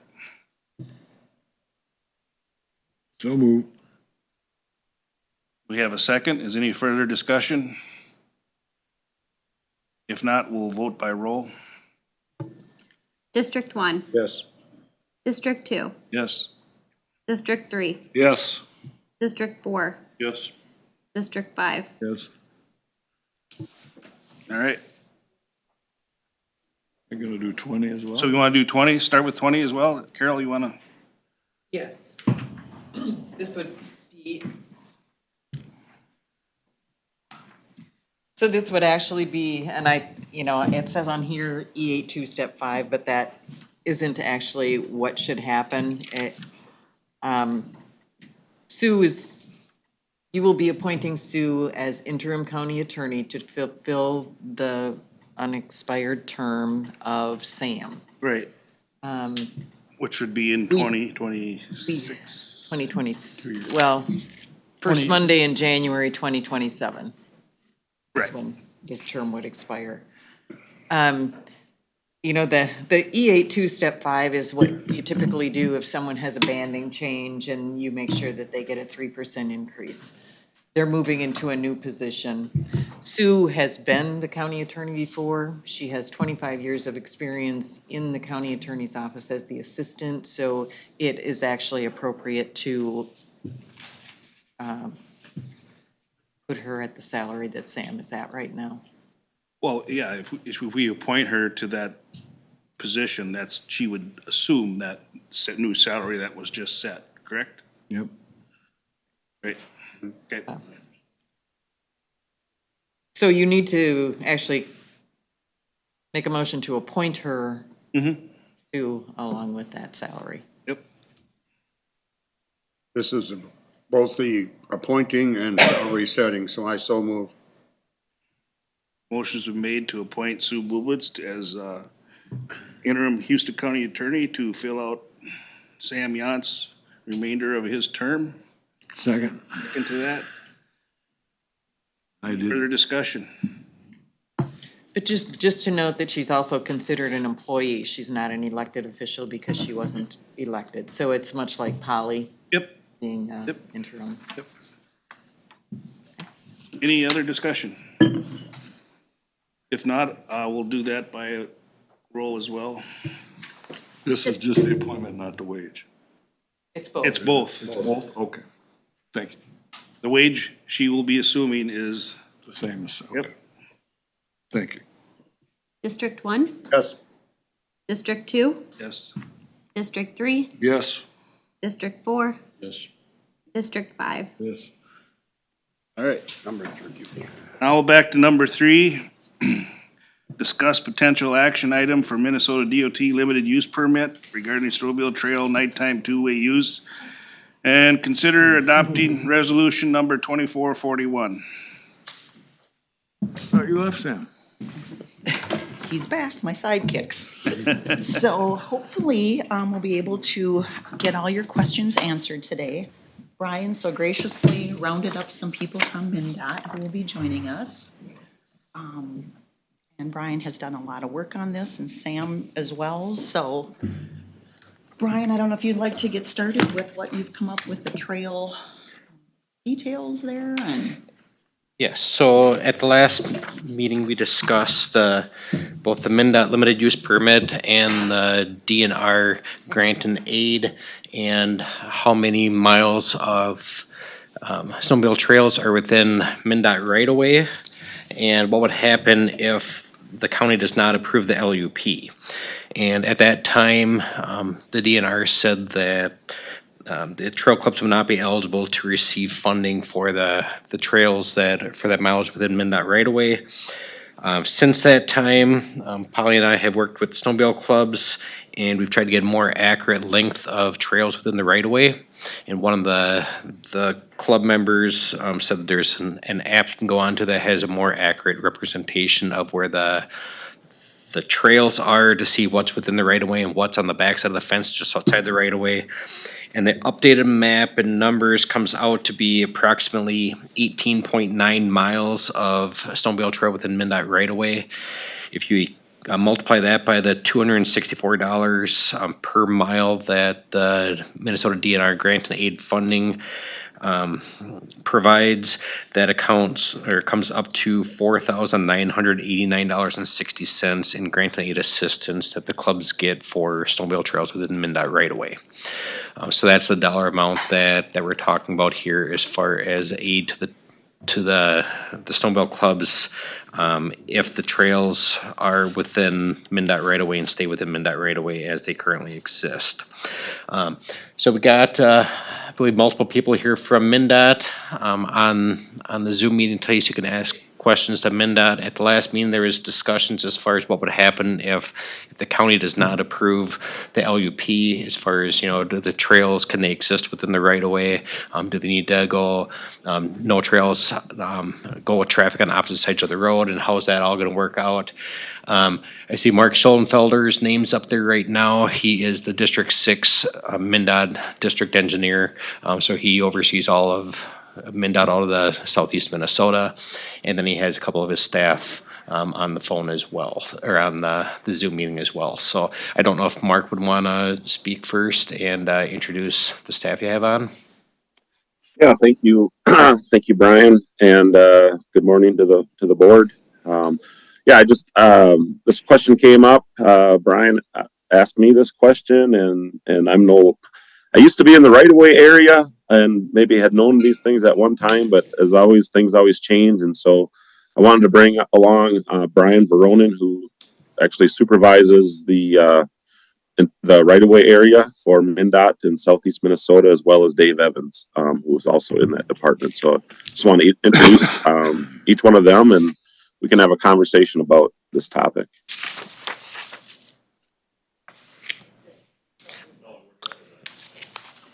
I'm Dave Evans. I'm the assistant MnDOT right-of-way supervisor for D6 Rochester sub-area. And I am the person who was reached out to start these LUPs from the Snowmobile Club. The Snowmobile Club reached out to me to get this LUP initiated. The LUPs are only for the areas in two-way nighttime traffic. And I'm going to guess we probably don't have 18 miles of two-way nighttime traffic. I'm just kind of curious where you guys got your numbers for your MnDOT right of way, because legally, according to the DNR snowmobile regulations for July 2024, you guys, the snowmobile clubs, have the right to use the back slope and the bottom of the ditch for their trails without any permits. The only permit that is needed is for the two-way nighttime traffic when you are going against, or when you're opposing going against traffic. That is the only concern. I mean, it's the headlights of the snowmobiles that are coming at the traffic. It's one of those things that it kind of freaks out the driver. And I know the LUP was written. I know all the snowmobile clubs also have not reached out. This was only for one particular snowmobile club in the Houston County area. The LUP is all standard language. It comes out. It's what all the LUPs are for. The LUP, it's standard language. It's what all of the LUPs for the snowmobile trails have in them. It's whether it's the city, a county, the DNR that takes care of these LUPs. It's all the same language. So I don't know if this is what the concern is from the county or the DNR, but this is our standard language. I don't know if there's any other questions from the board or from the snowmobile club or anything else out there. So Dave. Yes. You had a request from one club for an LUP, but the club, that LUP is for the county. Yes. All the clubs are involved with it as far as that's concerned. But I was only given 4 locations throughout the county. I don't know if there's any other locations out there or not from any other snowmobile club. This was just, I could add on the other locations if I knew about them. So it would be just for the 4 locations that was requested by this club? You are correct. So how many, is there miles to that? Feet? Don't know. Oh. I don't know. Now the question then is, this is Houston County. The LUP covers Houston County. How are we segregating one snowmobile club from the rest in the LUP? I mean, the LUP, wouldn't that cover all of Houston County? It would cover the locations that were identified in the map that was sent along with the LUP. Okay. So that throws a kink in it that we were never told. There's the map. Okay. So you So, can show them the screen. Yeah. from the perspective of this LUP and running in the same direction as traffic, now you've got a lot of crossings as far, well, not in this case, you only got 4 places, but they got to cross the trail, across the highway to run parallel to the existing traffic. Isn't that a safety concern as far as having more highway crossings to deal with? It is a safety concern, yes, but as far as we're concerned, the DNR, is the big one who is supposed to be giving the aid for these trails. And so if you guys don't want to sign this permit, we can put all the responsibility back on the DNR. That sounds good to me. Now, whoever from DOT, if we sign the LUP, the way I'm reading it, the Houston County takes on the responsibilities for this right-of-way as far as repairs and whatnot. Is that just repairs from snowmobile damage, or is that repairs from anything that happens in that right-of-way? That would be just the snowmobile damage. Okay. So if there's a flood and it washes out below a culvert, the DOT takes care of that, not the county. Yes, yep. It's specifically for the It would be snowmobile trail. just for the snowmobile trail, and it would be, what I see is it's kind of like, why can't the county also put the indemnity clause back on the snowmobile club if this is going to be a major damage? We don't have, I will say, if anything, it's minimal. It's very minimal. I have not seen, in the years that I've been here, I have not seen any spots, locations where we have had to go back and charge the county, the snowmobile club, the DNR for any damage done in our right of way. As of today. I do know there was another snowmobile club in a different county that wanted to use one of our major bridges as a river crossing, and our bridge department wanted to go out and seal coat the bridge before they ever did it, just to try to alleviate any problems that may occur, for the damage that was going to happen in the gutterway of the bridge. I got a question for Sam. Number 9 in this LUP agreement, no assignment of this LUP is allowed. What does that mean? I think it's just what it is. We can't reassign this to a different entity for liability, right? Well, and I guess that's the reason, I think I was brought into this today is because there are often times that we get contracts to the county where there's this risk reward basis. And we all drove vehicles today that had 10 gallons of explosive in the back, but it was better than riding a horse. So you do that risk benefit analysis, okay? And so I think it was Commissioner Burns that just brought up the issue about it would shift it to us as far as repair of these culverts and stuff if they were damaged. But to my interpretation, that you're also gonna own, if somebody's injured because of riding their snowmobile and somebody, there'd be a death or something, we're gonna get dragged into that as well. Consistently through the time that I've been here, we have tried to limit county involvement, whether it's assisting townships or doing math on road projects, because once we get involved, we'll be a named party. And they will come after us harder because we have probably the deepest pocket of most of the people involved. And so that's the problem I see with this, is that it's hard to do a risk-benefit analysis because there's so many ifs and whats and things that happen, and that it's hard to me to even give you a recommendation other than just no, because, and in fact, this is the first time in 10 years I've been here that I probably addressed the board this way, just to say no. Because just from my analysis of this, it's very hard to contemplate what our actual losses could be on this potentially. And again, I will put that with a caveat. I'm an attorney, I'm very conservative on this, I'll always give you the worst case scenario on this stuff. And it may well never happen. But again, to use an analogy, that's why I have car insurance, and I will pay that premium, knowing full well that it may never will happen, but at least I know if I pay a small premium up front, I'm covered for the unknowns. And that's the problem here. There seems to be, there's a vast unknown. And you're not alone with your recommendation of denying this, agreeing to this LUP, because other counties have as well, right? Yes, and my understanding, and Brian, we talked before the meeting today, I think Fillmore County didn't even bring it to the board for discussion. I believe Winona County, maybe there was a number of counties that we had talked about that. Goodhue, yeah. Goodhue, that's it, Goodhue, that didn't bring this up. And like I said, I mean, ultimately it's a question for the board, but my recommendation would be, no, just at this time, given the information that we have and the possible liability. As I look at it, the benefit is less than $5,000 payment on these 18 miles that you brought up, right, Brian? That someone's about right? But that could be changed, so, I mean, basically what we need to decide here, I mean, if it's only gonna affect one club, then it could be less than that, so. Definitely. It's whether to do a potential action item on this, and we've tabled it once, and I think we just need to vote it up or down one way or the other.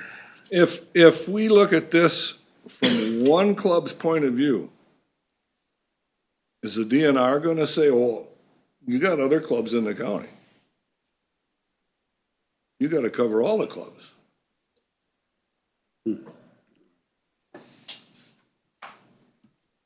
Well, that's why we need to decide if we even want to agree to it. Every one of the trails has to have a landowner LUP. They have it with the farmers, they have it with, the landowners, they have it with everyone. So the state is also requiring it. That's where this came from. Because when they get audited, they have to provide their list of where their trail runs through all the landowners and have them sign documents. Only one out of the 3-4 clubs in the county contacted the state. So I would assume that they're gonna want it from every club, because every club is utilizing road right away. Yep. I'm sitting here listening and the discussion has been talked in previous meeting and today, and I move that we do not enter into this LUP. Got a question, guy wants. Just a minute, we've had a motion on the floor. We will entertain a second and then we'll have a discussion. there a second to this motion to deny the LUP under the recommendation of our county attorney?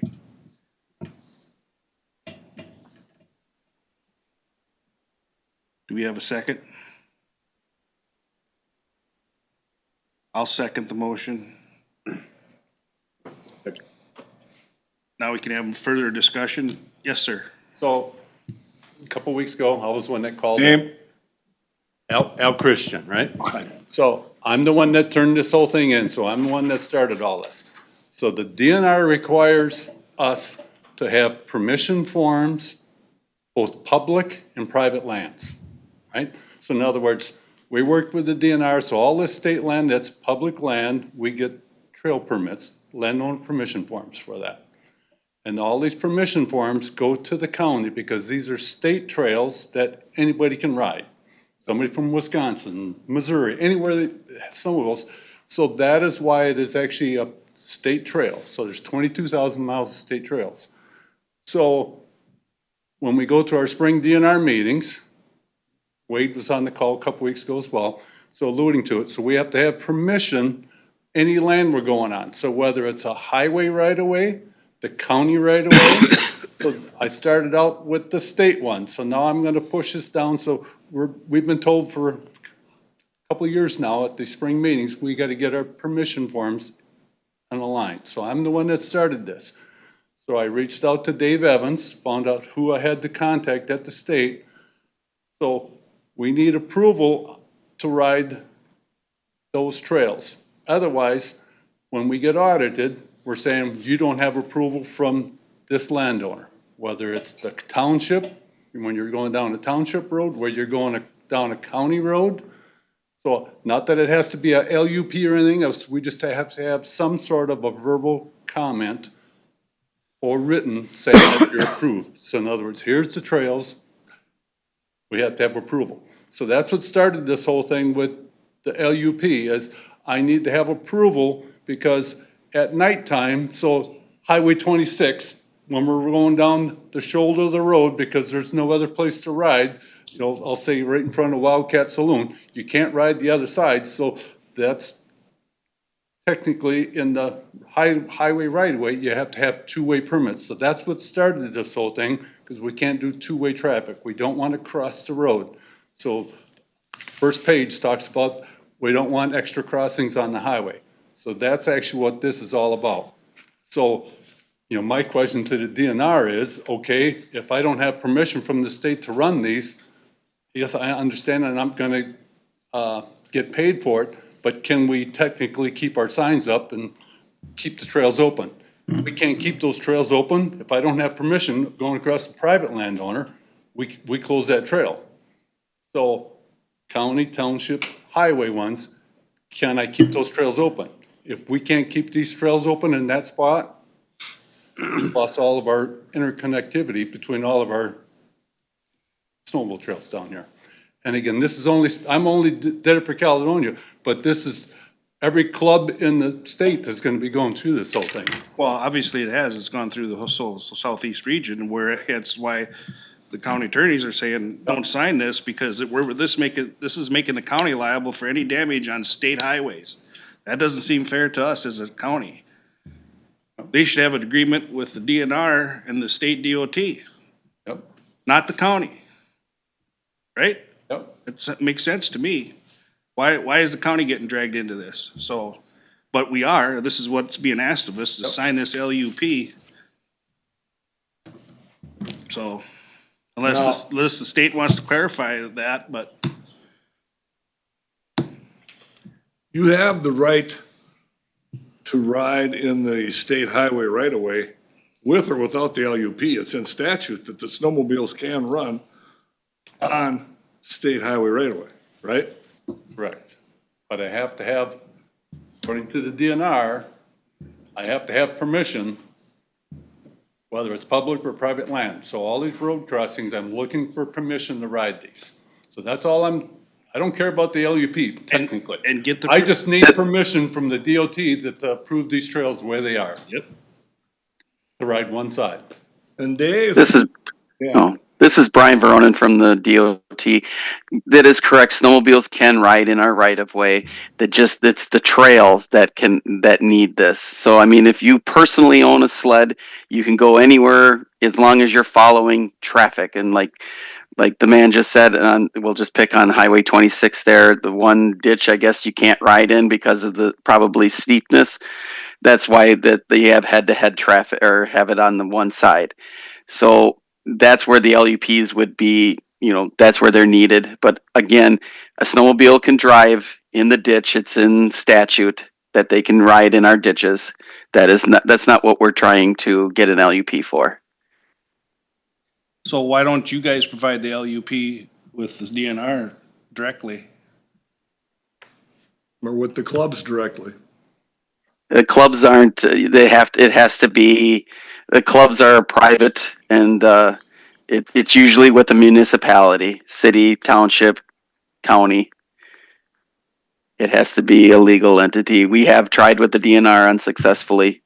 And so this is our route here at the point. But I mean, if you guys reject it, I mean, you guys can take it to the DNR as well. Didn't the DNR say that we should talk to you about that? Now it's getting pushed back to DNR. Their last meeting.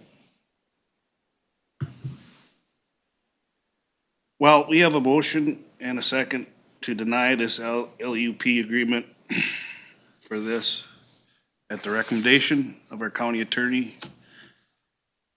I think we should follow our county attorney's advice on this because of liability reasons. Is there any other further discussion amongst the board? Noting that these are trails that have been in existence since the probably early 70s with the DNR. 73 is when we started all this. The same areas for the last. I will add one more thing that we have, you've had these trails in our right of way and we've had no instances where we've asked for any money for damages. But that's no guarantee in the contract, in the agreement.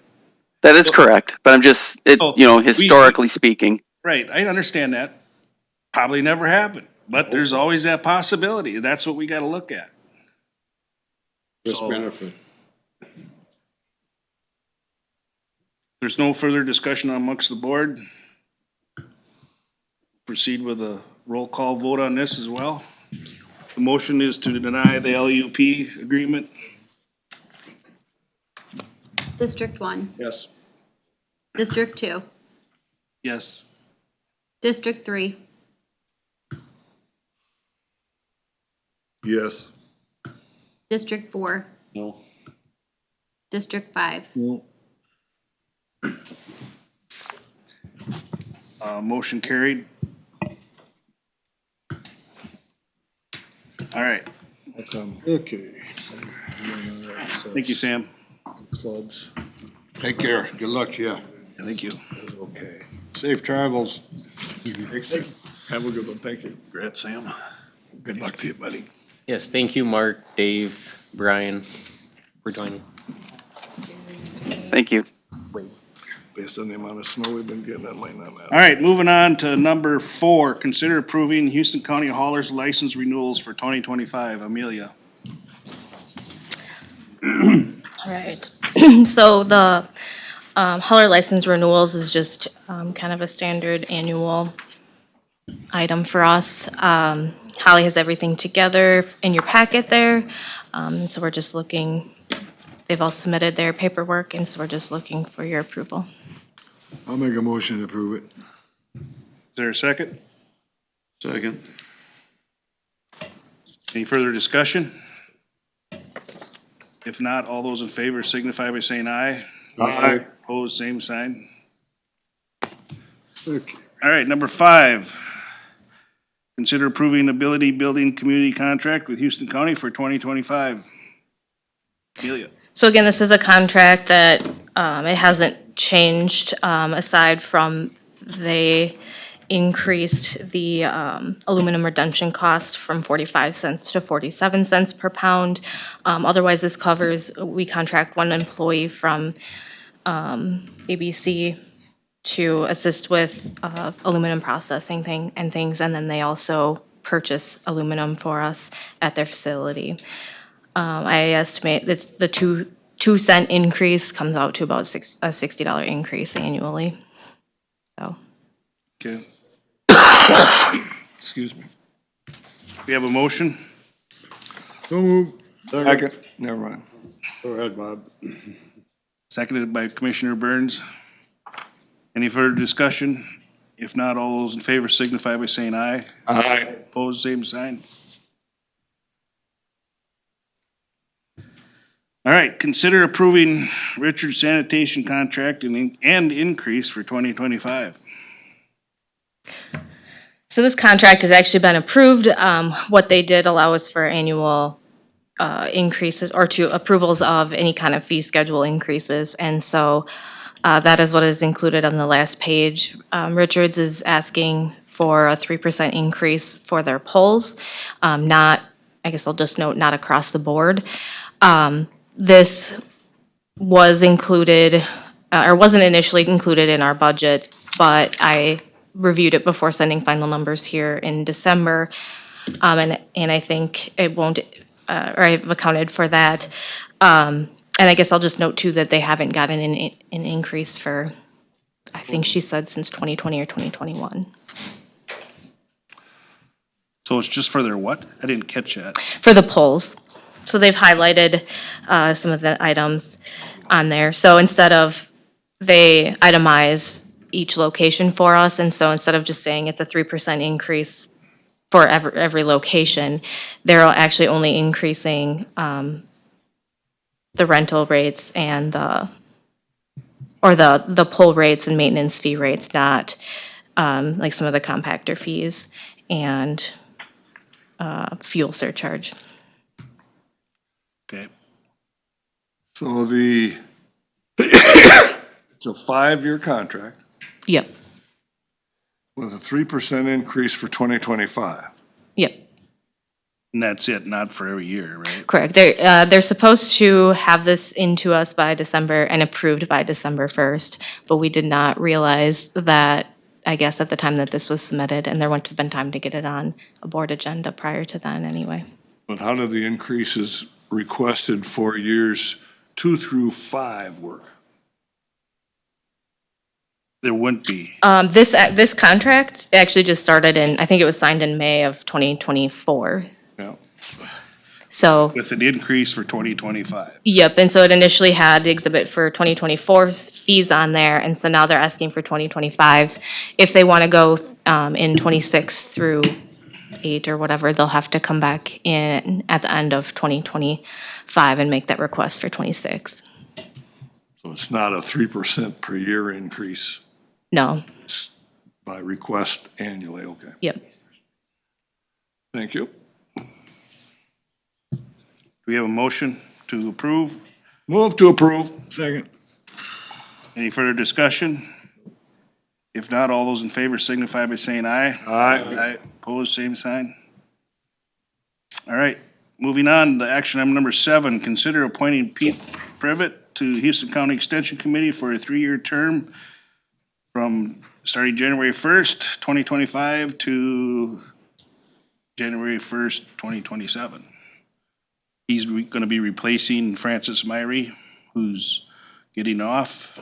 Pete will be a good addition, so I would Make a recommend motion. approval for that.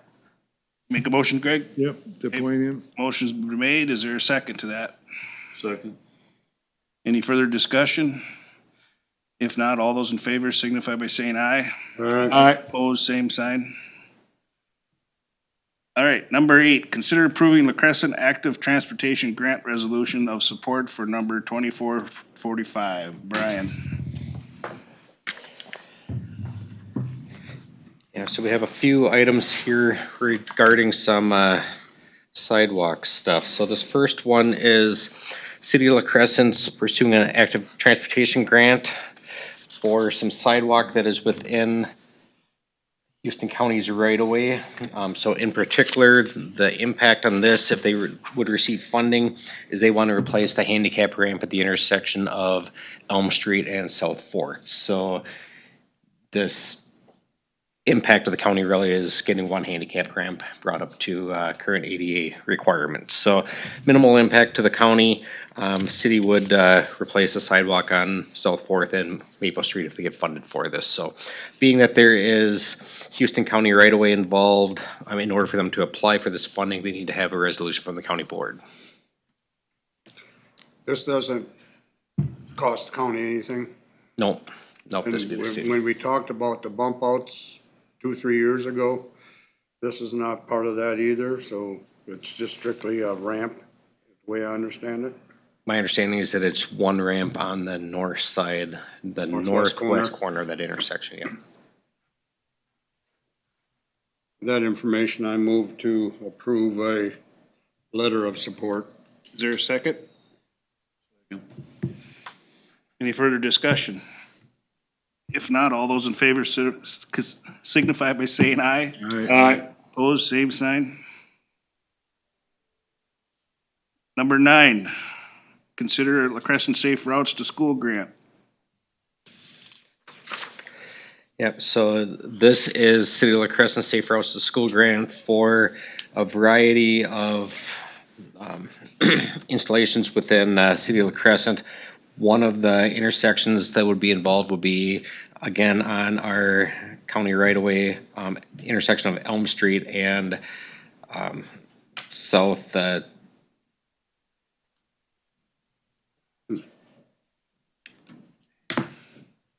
was gonna say South Sixth Street, but this actually has, it says in the email, South Fourth and Elm.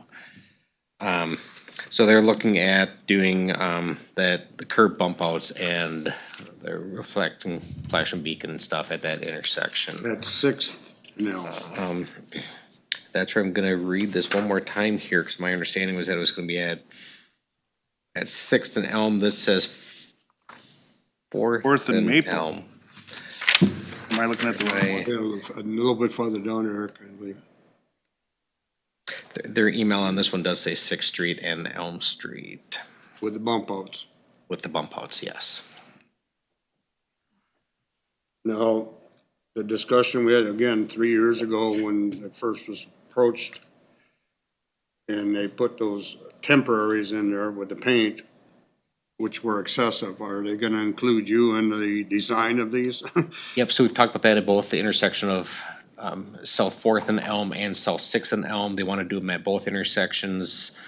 And when we had those discussions at South Sixth Street on the east side of the roadway, that bump outs were eliminated from the city's plans. They still want to do them on the west side of Elm, but reduce the bump out so they're not as intrusive into the roadway, so that way it doesn't affect the turning movement of buses and dump trucks and stuff. South Fourth Street was the same way, reduce the impacts where it's not gonna be out there impacting those buses, making those turning movements. So it is reduced, as we talked about in the field. I can't remember if we painted, I don't think we actually painted new lines, but we did reduce it, so these would be the reduced bump outs. Still prevents traffic from scooting around through the bike lane, still will protect the kids as they're trying to cross. The flashing beacons will be out there to push those buttons to hopefully, draw some attention to get people to stop too. As I read this, it looks like these are just for the grant applications. It's not for final approvals or anything like this. Correct, yep, this is just to apply for funding. Once the funding's approved, they'll need to come to the county and we'll need to approve the actual design before they can go for bid and actually construct them. Thank you for that clarification.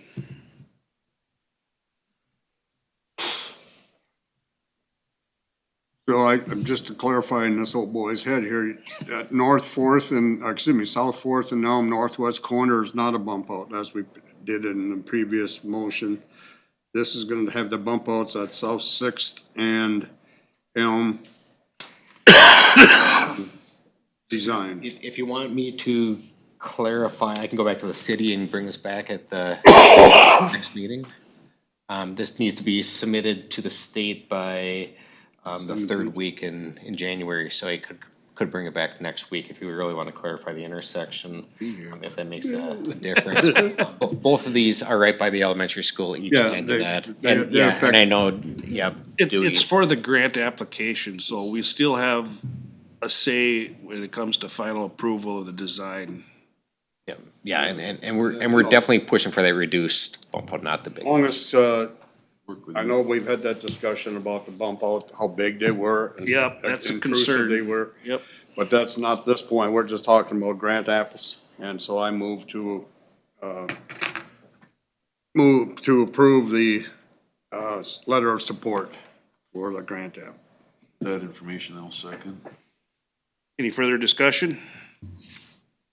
If not, all those in favor signify by saying aye. Aye. Opposed, same sign. Hey, man, crickets, look, Chris. Okay. Where are we? Number 10 yet? Number No. 10. Yep. Yep. Number So, 10. Yeah, so I've actually had a lot of conversations. I'm trying to keep stuff straight myself, let alone present it. And so number 10 is City of La Crescent is looking at submitting for a transportation alternatives grant to put sidewalk within MnDOT right away on the west side of Trunk Highway 16 going through town, so between the stoplights by Quick Trip down to South 14th Street. They're looking at putting a multi-use path actually on that side. There's been discussions on the width being 8 feet or 10 feet wide for width on that. This has had a lot of discussion with MnDOT. City of La Crescent has been trying to do some planning to ultimately work their way down to Miller's Corner with a multi-use path, which will eventually connect into the Rote River Trail. So at this time, MnDOT was not in support of some of the stuff that La Crescent was proposing, but what they would be in support of is putting the multi-use path on the west side of the Trunk Highway within Trunk Highway right away. City is asking if the county would, or if I would issue a letter of support for this project. This is not required that the county provides support for this, but I figured, if I'm gonna be here with this other sidewalk stuff, I'll bring up this potential trail, because this is gonna, and the city's goal is to hopefully connect into the Rote River Trail in the future, so. They have headlights going each way? Oh, No. Good question. No, let's not go there again. Yeah, so I have a draft letter in there that I could send to the city of La Crescent. I have it signed with my name. It has not been submitted to the city. I was gonna wait till after this meeting, and if the board's in support of that, I will submit it. If not, I will rip it up and not submit it. So if this gets approved, who'd be maintaining that? This is an agreement between MnDOT and the city. It has no county's involvement other than, yes, we support their concept, but we don't have any formal tie to it. Do we have a motion to consider the letter of support? So move. Second that. Be nice to see that bike trail down there. Any further discussion? Any further discussion? If not, all those in favor signify by saying aye. Aye. Opposed, same sign. So there's no wheels. Number 11, consider approving memorandum of understanding addressing bridges along state borders. Brian? Yes, so a couple years ago, Federal Highway Administration issued a memorandum addressing bridges that are on state line borders. So what the federal government has been having happening is bridges that are on state line borders, they're getting both states submitting inspections for those bridges, or neither state submitting inspections for those bridges, and they're finding that there's either getting conflicting information or no information on these structures. So it's considered a bridge, but really what it is a box culvert on State Line Road in Spring Grove Township that back when that got built in 2008, there was an agreement put into place between Spring Grove Township and Winneshiek Township as far as who is going to maintain what.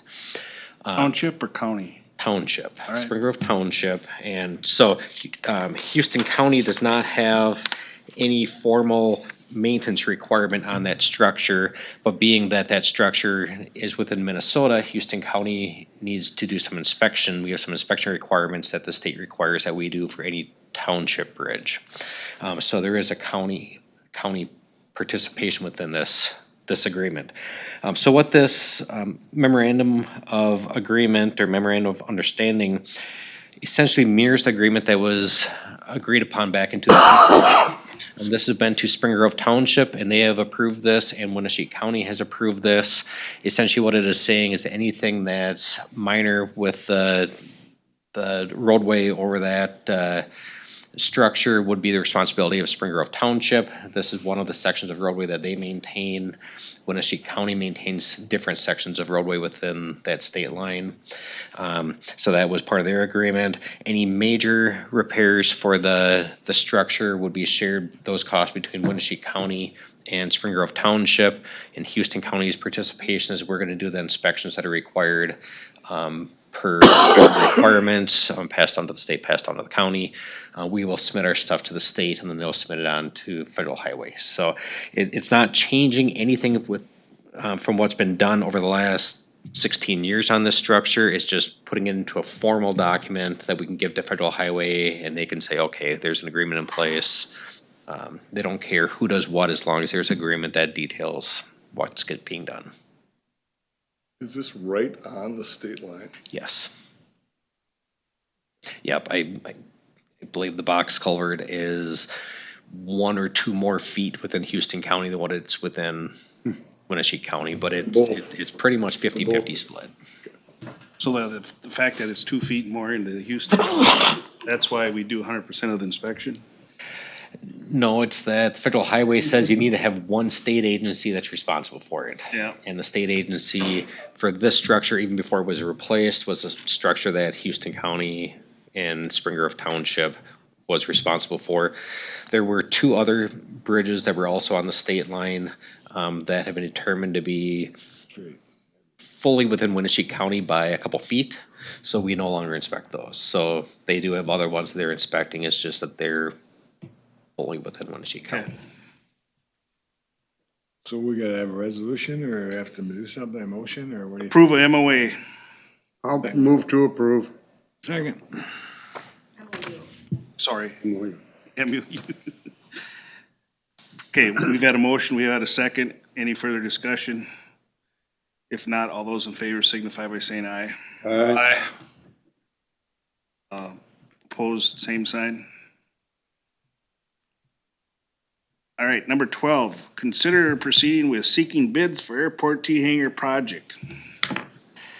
So I have been working with the Airport Commission and our consultant, Bolton and Mink, to proceed with getting plans put together for the future 8-unit T-hanger with an alternate to make it down to a 6-unit if the prices come in higher, if the board so chooses to go that route. So we have plans that have been developed and met with the Airport Commission. Airport Commission is recommending that we proceed with seeking bids to build a 8-unit T-hanger. Like I mentioned with that potential reduction down to 6 units if the price comes in too high.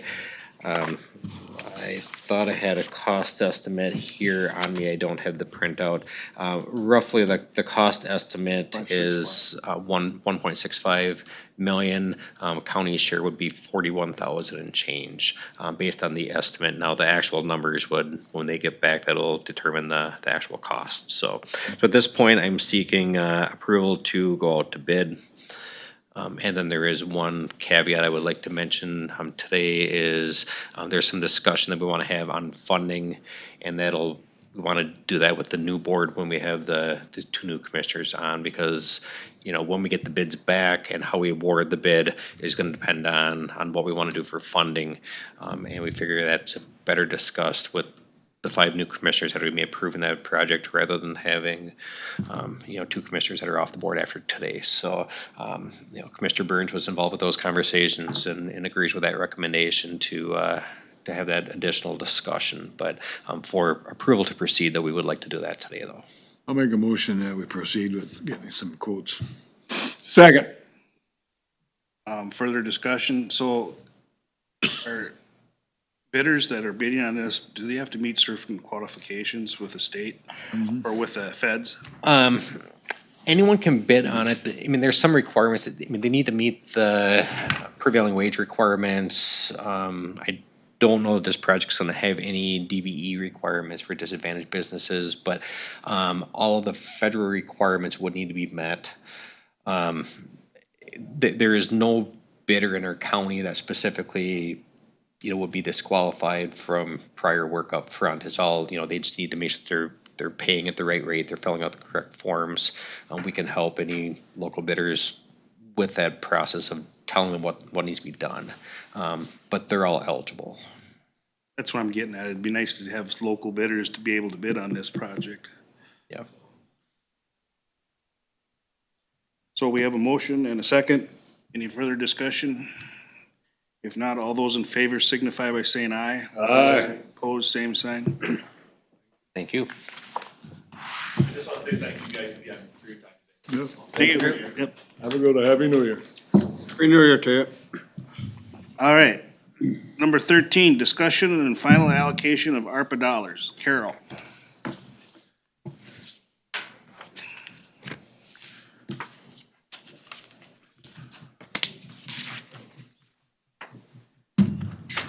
Okay, so in the packet was the spreadsheet for the ARPA funding that we have been spending along the way. We need to commit the remainder of the funds by today, or we'll have to send the money back to the US Treasury, and we don't want to do that. So we looked through the 2025 budget and some things that have been allocated that we could actually use this money for. And it ends up being, we will apply $19,783 to the express election equipment that was approved in November. You will accept the quote and allocate or commit the funds for the 2 water heaters at the Justice Center. The quote is $89,500, and that is good through today. We will be paying each year to use the Microsoft products. Based on the number of users, we pay $46,119, and we have a 3-year term. So in 2025, we'll be paying the 3rd year. That was included in the budget. So we'll apply the ARPA funding to that 3rd year that we've already committed to. So we have the commitment there. Okay. And then Brian had provided the list of minor equipment that they had proposed in the 2025 budget. And he had a greater roller package. He had originally asked for 2. It was decreased to 1 with the final budget. So we felt that we could cover that with the ARPA dollars. That's $53,088. $50,088. So you'll need to accept the quotes for those things and commit the remainder of the funds for the ARPA and LACTF that we had available. So you want to do this separate, submit, accept the quotes, and then do it separate for the ARPA use of it? Okay. Move to accept the quotes. Motion been made to accept the quotes for the 3 items that were listed. So moved. Been seconded. Any further discussion? If not, all those in favor signify by saying aye. Aye. Opposed, same sign. Now we need a motion to use ARPA dollars for these bids, purchases. We use up the rest of our ARPA dollars. Yep. So moved. Second. Any further discussion? If not, all those in favor signify by saying aye. Aye. Opposed, same sign. All right. Carol, we didn't have to acknowledge the LACTF monies? Well, I mean, we acknowledge the ARPA dollars, we don't have to acknowledge the LACTF, the 100,000. well, No? I Okay. was hoping that would actually be included. Okay, You would all right, it's accept those. included, yeah, that's fine, thanks. So you want to amend the? Nope, she said it was included, it's Okay. included. Well, no, when you made the motion, I was assuming that you would include ARPA and LACTF, but I mean, to amend my, Yeah, let's go ahead and do amend the that. motion, so who made the motion? I did. You want to amend it? I'll amend my motion to approve the final use of ARPA dollars as well as the LACTF funds available.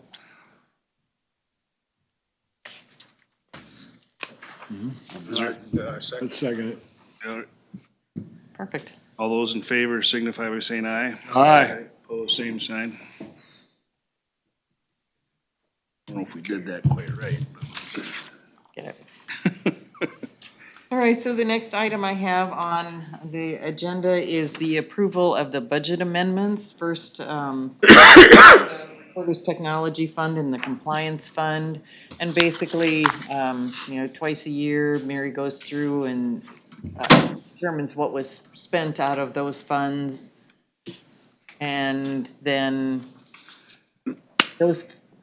as those funds are collected, they're invested. So then at the end of the year, we take money out of the investment and put it into the general fund because it's been spent. And that sheet covers the actual budget amendment to make our budget look like what we spent and what we took out of the investment. So the other sheet is a review of all of the activity within the general fund through mid-December. And looking at the original budget, there was a revision done on December 3rd, but looking at that revised budget and what we've actually collected, these are changes so that our revenues and expenditures actually, more correlate with what we have. So if you look down at the bottom, we actually had a $308,400 budget deficit. And with these changes and the increased revenues, it makes up for $265,027. So our budget deficit for 2024 is actually $43,373. And when we adopted that budget, we knew that at the end of the year, we'd probably end up, because we were looking at, higher interest rates and, certain fees were up, but Leveled out.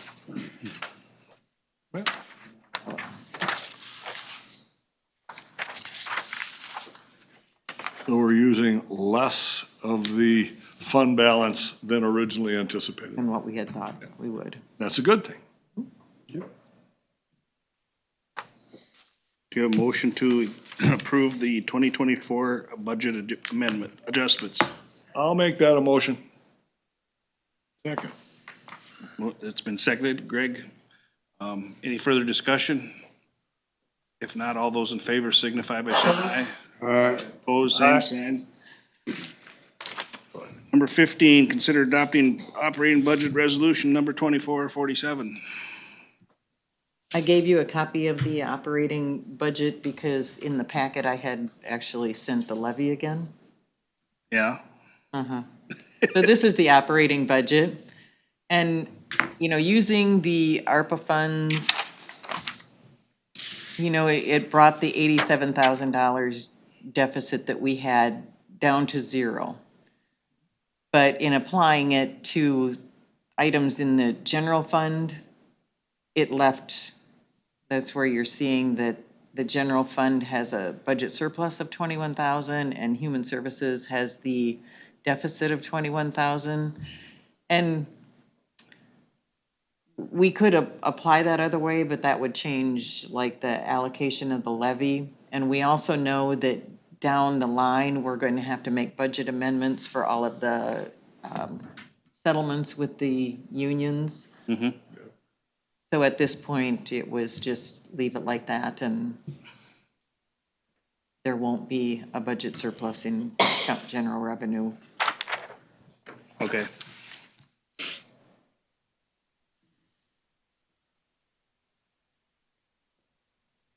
because last time we've already approved the levy. Right, at the 7.5%. Is there a motion to adopt the budget resolution number 2447? So moved. Second? Second. Greg seconded. Any further discussion? If not, all those in favor signify by saying aye. Aye. Opposed, same sign. All right. Number 16, consider setting County Recorder Betts's 2025 annual salary. Sheet here. So we did meet with Mary. At present time, the county recorder is banded at C43. There was actually a job description done many, many years ago, and quite possibly that should be looked at. But for now, this is what we have, and Mary was placed at step 6 for 2024, so this is the progression to step 7, which you approved the wage grid that includes the 6.5% increase that was done early December. So step 7 for Mary at $89,606.40. Yep. That would be her pay for 2025. Yes. 89,606.40. Mm-hmm.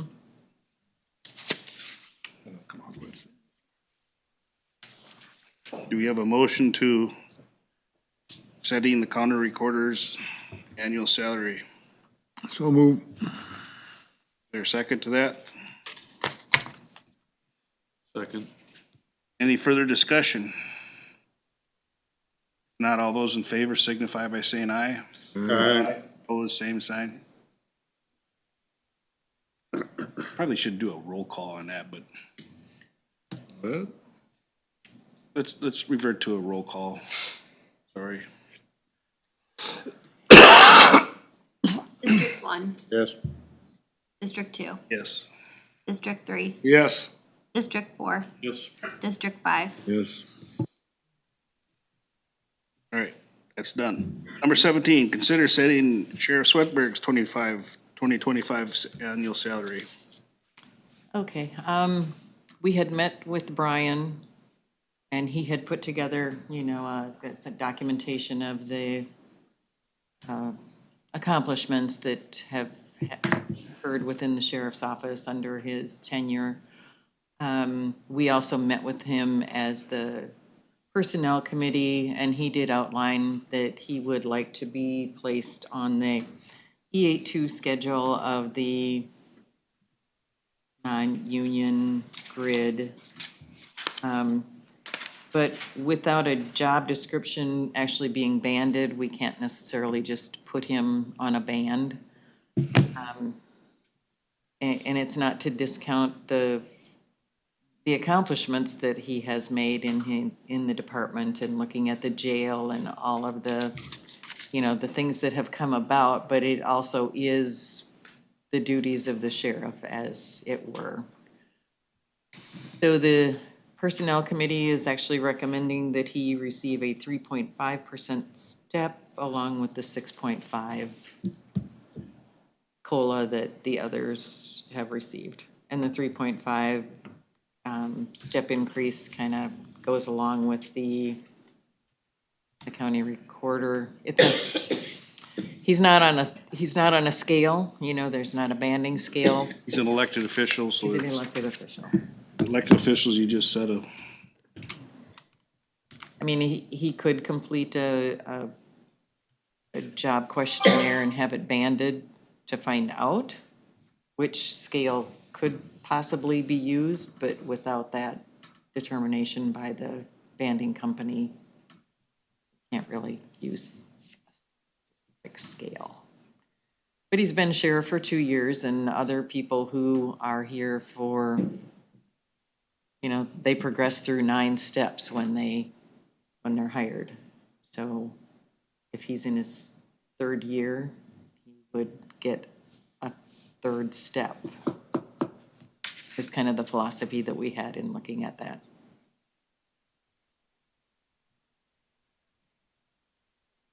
So it would be up to the board whether they did that or.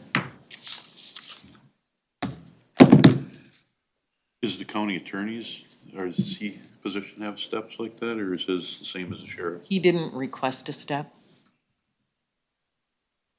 County attorney just got a 6.5%. Right. And he has, you know, in his time here, he has foregone any, you know, typical step increases. He did put that information together last year in asking actually for an adjustment to show what the county had saved by him foregoing those Remember steps. last year, we had an additional to the percentage for both those positions. Right. Sheriff and the county attorney. This year I noticed that it's different. Right, because Sam didn't make that request this year. I guess from my perspective, if the committee and review had made this recommendation, and because we don't have a job description for the sheriff, which is odd in my opinion, and he has, since he took office, accepted additional duties. He's got the Spring Grove contract that's come into play that he's got to keep track of. He's got the 8-day juvenile hold that's come into play. That was a new add to his duties. And now we've got the cannabis enforcement that's coming into play. So I could even have been convinced to go higher, but if this is what the committee has suggested, I'll make a motion to approve the 3.5% and 6.5% increase coming to $132,703.17. Motion's been made. Is there a second? Second. Any further discussion?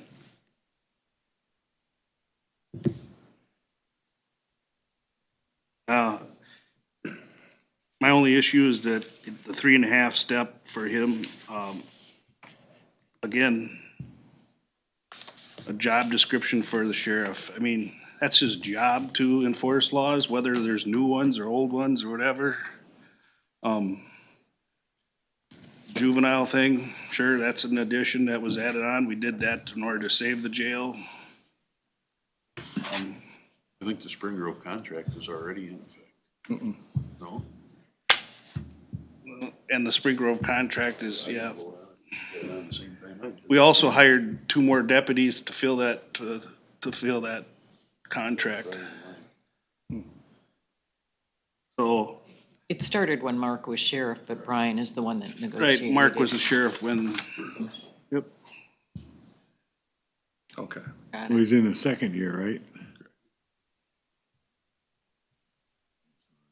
He hasn't got a lot of, he's got experience, but not as Well, a sheriff. Motion's been made and seconded to do as suggested of setting the salary at $132,703.17. If there's no further discussion, we'll continue with roll. District 1, Yes. District 2, No. District 3, Yes. District 4, No. District 5, Nope. Okay, being that it's failed, we could look at entertain a motion to do a 6.5%. I'll make a motion for a 6.5% raise. Is there a second to that? So that would put his salary at 128, 215.61, I believe. 1963. 63, sorry. And this is the same rate that all the other employees are getting in the county. So, Except if they were still eligible for step increases. unless they're eligible for a step. There is no step there though. Nope. So, we got a motion. Do we have a second? That information I'll second it. Any further discussion? If not, we'll just continue with roll call. District 1, No. District 2, Yes. District 3, Based on my prior statements, I vote no. District 4, Yes. District 5, Yes.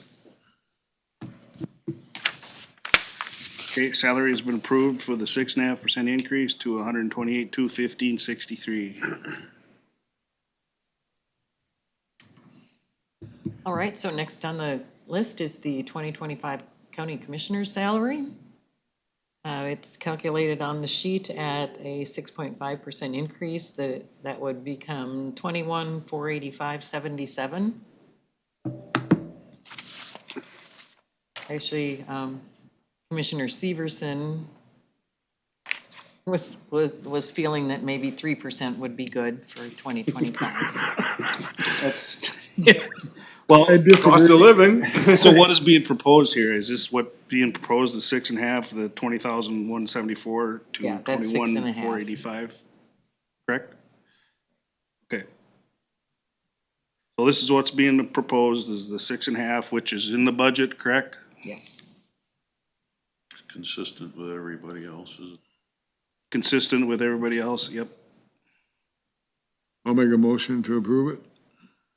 Motion's been made to approve. Is there a second? Second. Any further discussion? Just want to point out that 21,485 is still one of the lower, we're one of the lowest paid counties in the state.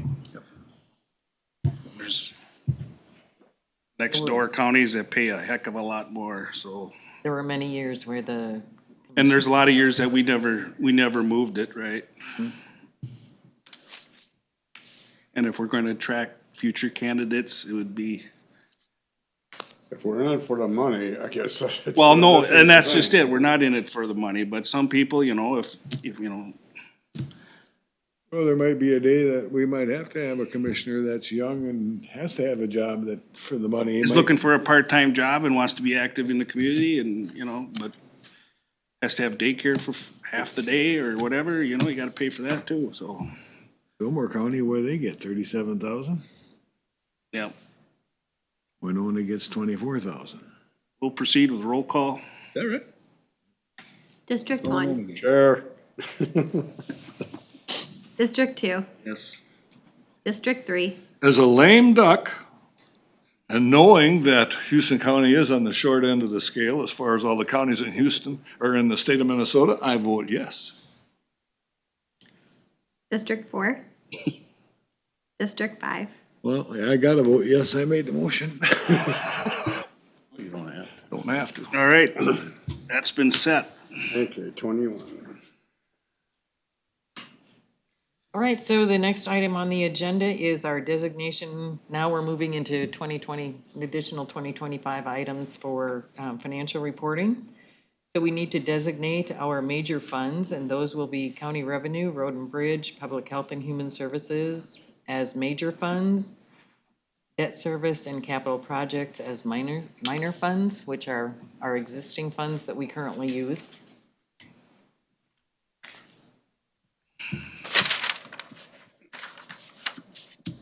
Is this a change? That's something we do all the time. It's not a change, it's No, just. we do, you have to do this Just a every You year. have renewal. to have a designation every year. So moved. Second. Motion made and seconded. Any further discussion? If not, all those in favor signify by saying aye. Aye. Opposed, same sign.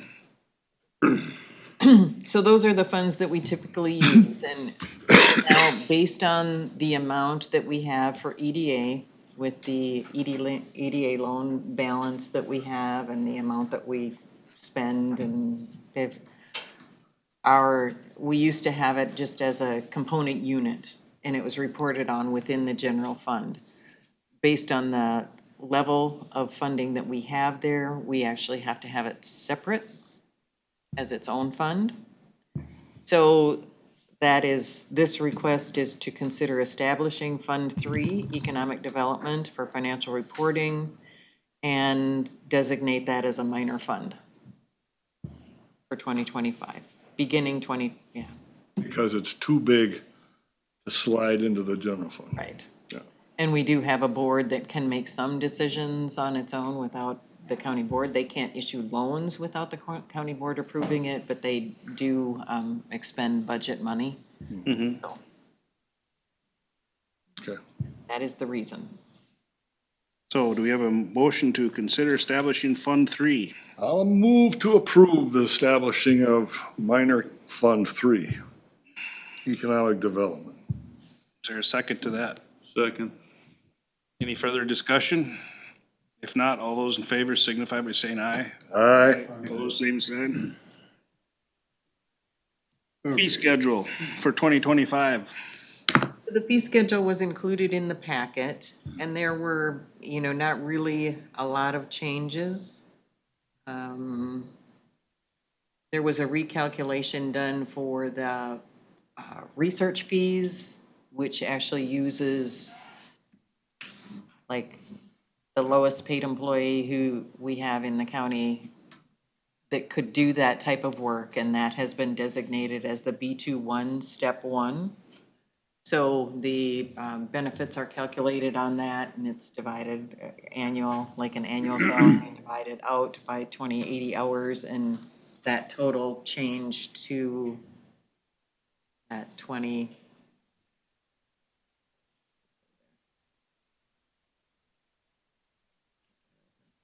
Are the reds that are on here? The reds are what is proposed to be changed. Right. Okay. So that calculation came out to, like the top line, $36.20 that can be charged, billed in 15-minute increments for research that departments do for the public. Okay. So the fee for solid waste, for demos and large household items and auto tires, that's increased, Amelia? Is this something that you've already, you let the townships know about this? Or this is just for the? Township, this is at the drop. This is different, this is just for the people that come to the dump site? Right. All right, okay. Some of those costs are because of what the Yep. costs come. No, I get it, yep. So in human services, community residential services, $500 per site per year. Is that, I don't understand what that is. Is that a new fee? Yeah. Or no?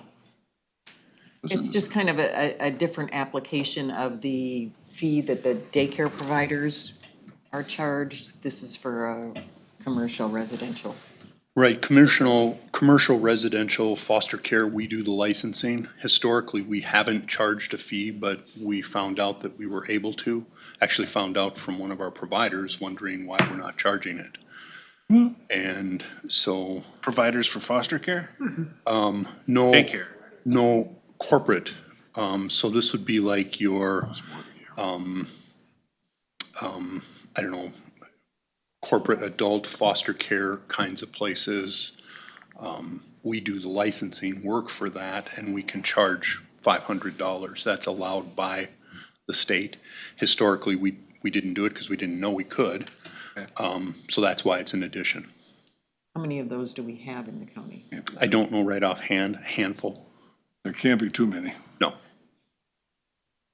So what makes it corporate? Able is one of the bigger ones, so. ICANN. Corporate would just mean that it's an organization that's doing it as opposed to an individual. And then in the highway department, we show address sign, new address sign, reuse signpost.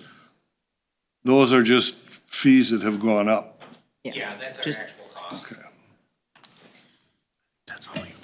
That's all you wanted from me, right? That's all I wanted, John. Thank you. And we haven't raised any of the other fees since last year. Right, we do this every year, yep. I know it, but I mean, Well, and it's another case where we've gone, up to 5 years without increasing the fees, and now you know, we're just paying a little more attention to it. Well, So the new address signs and stuff, that's charged to the new household, right? Going back to the township, and then the township decides if they pass that on to the landowner or not. See, Townships, that's the confusion, because I don't think townships realize that. They think they just have to eat that. different for every township. Kermit didn't have that covered, huh? Yeah, you know, there's definitely some townships that bill that fee entirely to the landowners. Some of them will bill a percentage of it, and some of them will pay it all. So, we don't work with individual landowners on that. It's always the township that's requesting it, or it's, I always was under Or- assumption that when they got a permit to build a new home, that fee would be charged to them in the permit, but that's not correct? it's not on that permit fee. It's $50 permit for the administrative cost of Administrative. figuring the number out, and then that is a separate cost.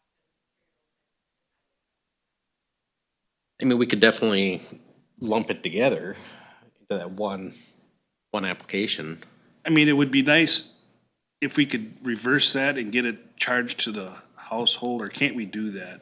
Instead of charging it to the township? I've heard the same complaints from the township. Yeah, because the townships, I mean, I was just at the last meeting and had to pay for a new sign for a new, you know, they thought, well, boy, another one we gotta pay for it, and they didn't realize, you know, and I didn't know that for sure either. I was a little confused, cause I always thought that was the new homeowner, house build, whatever, would pay for that.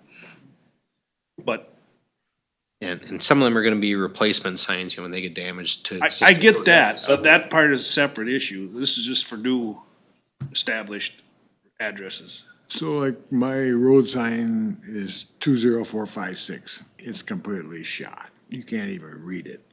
So who's supposed to be replacing that? Am I supposed to do that on my own? So we have been working with townships on systematically replacing signs, because there's gonna be a lot of E911 signs that are getting to be in bad shape. We know that to do them all at once for a township, that's a lot of money. So we've been working with townships and, you know, saying, you know, does a township want their signs replaced? Because it's all gonna get billed back to the township, then they can decide, you know, are they gonna pay for that cost, or are they gonna pass that cost on? So some of the townships are saying, you know, and it's more efficient for us to go out and replace all the signs on a roadway rather than go out there and replace one sign here, one sign there. So we are looking at doing a cost plus time, you know, or material plus labor to go out there and do it at a reduced cost. So that way, you know, if we do entire, you know, a quarter of a township, or, you know, all the roadways, you know, we can reduce that cost down. So, but ultimately our costs are gonna get billed back to the township. They gotta come to us and get it from us. And then townships can go out there and send it back to the landowners. so the question I got then with regard to residential field, street, commercial farmyard, those fees, and we include 2 loads of rock? Yep, so 2 loads of rock with, we're figuring 3 hours worth of time. So that's, you know, getting the rock from the quarry, getting it out there, going back and getting another load back. On average, it's gonna take, you know, anywhere from 2 to 3 hours per that load of rock. Or for 2 loads, plus the cost of the rock ends up being about $650. Plus, we have usually 2 site visits by either myself before they build the driveway, and then once before we provide the rock, make sure that the road is, or the driveway is built according to spec. So 3 hours total, that's for the truck driver delivering the material at their rate, and that's really not including my time or Jordan's time or whoever else is going out there to look at that driveway for the other visits. So our cost is at least $650. So we're trying to not overcharge for that. So all that is billed to the resident, And that gets billed into the original, the permit, into the permit cost, yes. right, for the permit of the new The driveway? driveway permit, yep. But as far as the driveway access, I mean, we don't want a driveway that comes straight out onto the road. We want it to come down, flatten out, go up a little bit so that the water from the driveway doesn't go out into the road. Yep. If we're providing 2 loads of rock, are we looking at it and saying you have to change the grade or whatnot before we bring the 2 loads? Yes, 2 loads of yep, rock? so that's that second site visit, is to make sure that everything is down low enough to provide that extra rock. Now, we just dump that rock on the end of the driveway, the landowner needs to spread it. So sometimes they might put that rock at the very beginning and they need to rock a little bit farther back. Just before they can get that rock though, we get that chance to look at it. It's kind of a. They're advised that they have to maintain that grade so you don't have the water. Yeah, we give them standard details that show what needs to be, and when they, if they come in and talk to me, I always tell them, make sure, it's gonna need to go down. Generally, that 10 to 15 feet back from the edge of the roadway, it should be 6 inches below the shoulder. Okay. Just curious how that. Yeah. Second visit, we bring the rock, not right up front, okay. So can we shift the $230 charge for a new address sign to the building permit fee? I'm okay with that as long as, then it's just internal billing back and forth, but. Yeah, I think that's possible. I think we should do that. Makes sense. So if we could make that change, it's not gonna be a problem for staff or anything to add that to the building permit fee this is for new signs. Strictly new. Amelia, maybe you wanna come up here? That's my only question. So, I'm just not familiar with your fee schedule, so our fee covers the administrative portion of the signing, the address, and then the time that like Schneider has involved in verifying that. Yeah, the $50. Sometimes we don't, I guess people wouldn't necessarily need a post, they just maybe need the sign itself. How does that? County would still be putting in the sign. So usually when we have a new house, Driveway. we do have the other fees for, just a post or just a sign. There's the other fees within that. There's $230 for a new post with sign. Was it $265 or whatever? $230. $230. There's an address sign reuse signpost, that's for replacing a broken one. Yes. We're not talking about that one, that's $160. So it's just a flat fee regardless of whether they need the full setup or just a sign. Yes, so if there's already an existing address, so if it's gonna be a shared house where you're just adding a sign, we're going out there, we're not doing a go for one call because there's already a post on the ground, we're just adding a second sign onto the same post. I mean, we could maybe do that at that reduced fee rate of $130 and rather than the $230. Okay, I guess we'll just have to work that out and how we assign that. Trouble with that is you don't know until after the fact. You're doing the permit up front. You don't know if they need the new sign or a replacement sign. so let's just That keep gets Part of messy. the permit, but have it billed no, you can't. You're gonna just bill this $230 to the building, to the new home address. Just a flat fee, new home. Keep it simple. Whether it's on existing post or, because the township's getting charged that, so. And we're trying to litigate that, eliminate that. Well, we bill bill the township so that we don't have to be billing individual. But we're including it in the permit instead. Permit process, So you're not gonna be billing them, it's gonna be in the permit fee. That's what I'm getting at. Yeah, if we collect the fee up front and then we just do it internal, billing the signs in, just. The appropriate person is billed, it's just up front instead of waiting for the township to decide what to do with it. Yep. So it makes sense. Yep. Put it in the permit system. So we'll make that change. Add that fee to the building permit. Yeah. Everybody in agreement with that? Yep. Anything else that? The fee is gonna be $130? $230. $230 for, the 911 sign? Yeah, because usually it's 2 times out there. It's 1 time out there to go and do the go for one call. You go back a second time for the install, plus the post cost, plus the manufacturing of the sign and putting it in. So $230 is on the average site. That's what our cost is. So can I get the sign and put it on myself? This is just for new home builds. Yeah, I mean, That's not for you, Greg, it's just for new homes. new homes, not for old homes, Okay. not for existing. And then we have a $50 administrative fee for that, so it'll be that 280 in total. Yep. Building permits gonna be kind of spendy. So, Yeah, but look what they pay in La Crescent. any other questions about the proposed fees? Nope.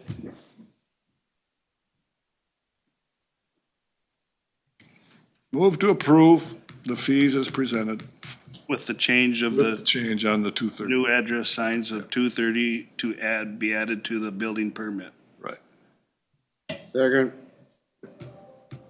Any further discussion? If not, all those in favor signify by saying aye. Aye. Opposed, same sign.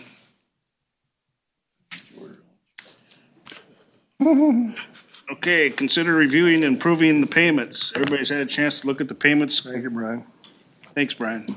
Amelia. I had a question here on this, review license center payments, these names, are these, I guess I don't get what they're to, Carol.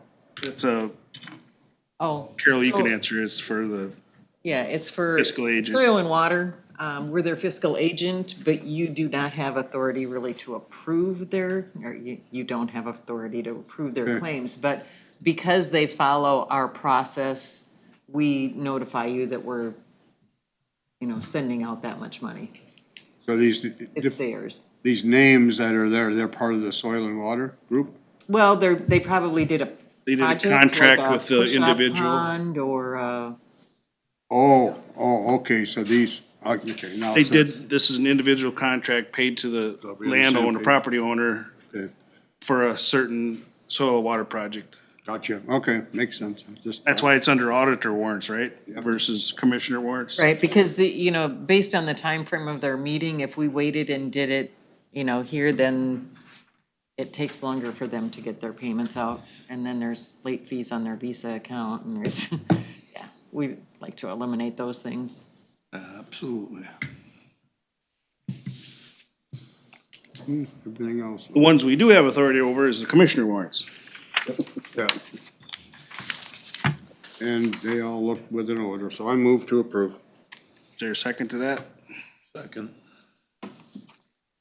Any further discussion? If not, all those in favor signify by saying aye. Aye. Right. Opposed, same sign. Okay, moving on to discussion items. Administrator updates. Yeah, well, that's been my world, so. Busy. End of the year stuff. Yep. End of year, beginning of the new, and Yep. Only thing I want to bring up is, clarification. I was quoted in the Argus on thanking the people on their time of service and stuff, and I said, you guys and guys, yeah. It was just a general term. I meant to mean both men and women. I meant to include everybody in that, not just you guys. So just wanted to make that clarification, and I'll be careful next time. I was gonna talk to you about, no.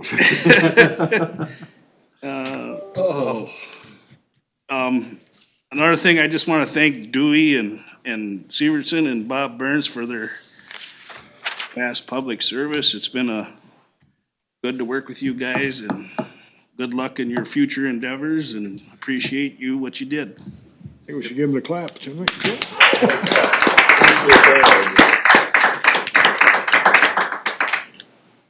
So with that, we'll move on to your last report. So we'll start with Dewey, if you got anything. I guess, just, I'll let, Bob talk about the, department head yesterday, but I had a meeting, just after our last board meeting, the 18th, with, across solid waste. And they talked about the fees that are being adjusted because of their costs. Another thing that's still kind of, the mattress recycling has been stopped, for lack of a better word, until they can find another facility. Currently, they are not. So unfortunately, the mattresses are being landfilled. And they're trying to minimize that as much as they can. But, and there'll be some fee adjustments perhaps next year because things changing. XL constantly looking for more material to burn, to make energy, but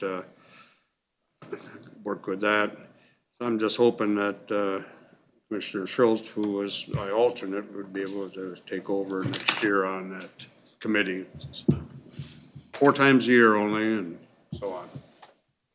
And yeah, that's about it. And the department head we had yesterday, not much that I highlighted, but I think Bob had a couple of comments. I'll pass it on.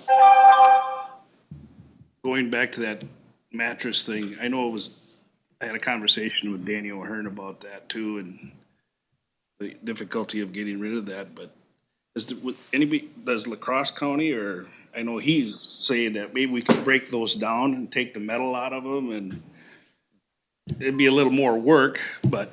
I think it's good. The box spring is the easiest part. Yep. Because you can crush it. Yep. It's the mattresses that take up airspace. Yep. And that's the concern.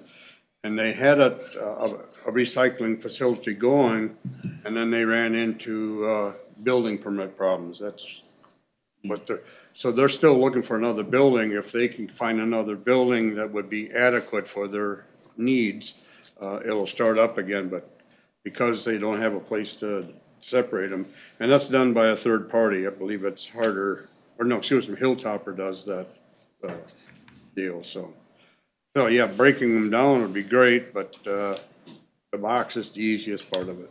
Yeah, that'd be the easier one. If you could break them down and get the iron, the metal, yeah, that's springs out of them, is that not a burnable material after? Are the mattresses not something that they could burn at NSB? If they Without get the metal? if the metal wasn't there, I believe they could. They have a machine that was crushing them and on a trial basis, and I don't know if they kept it or not. I guess I didn't ask that question. They're also Winona County is not part of the group yet, and there's a possibility that they may join XL group. Is there any reason why we can't burn them ourselves? Metal out, or is there too many hoops to go through, or? I think there's a company called PCA that would be kind of excited. Yeah. I mean, we might have to put in a burner system or something, but I mean, I don't know. I mean. Well, I would think it was just to say we could recycle the metal that's in the mattresses, and then we could just put the leftover send it off to XL or La Crosse County.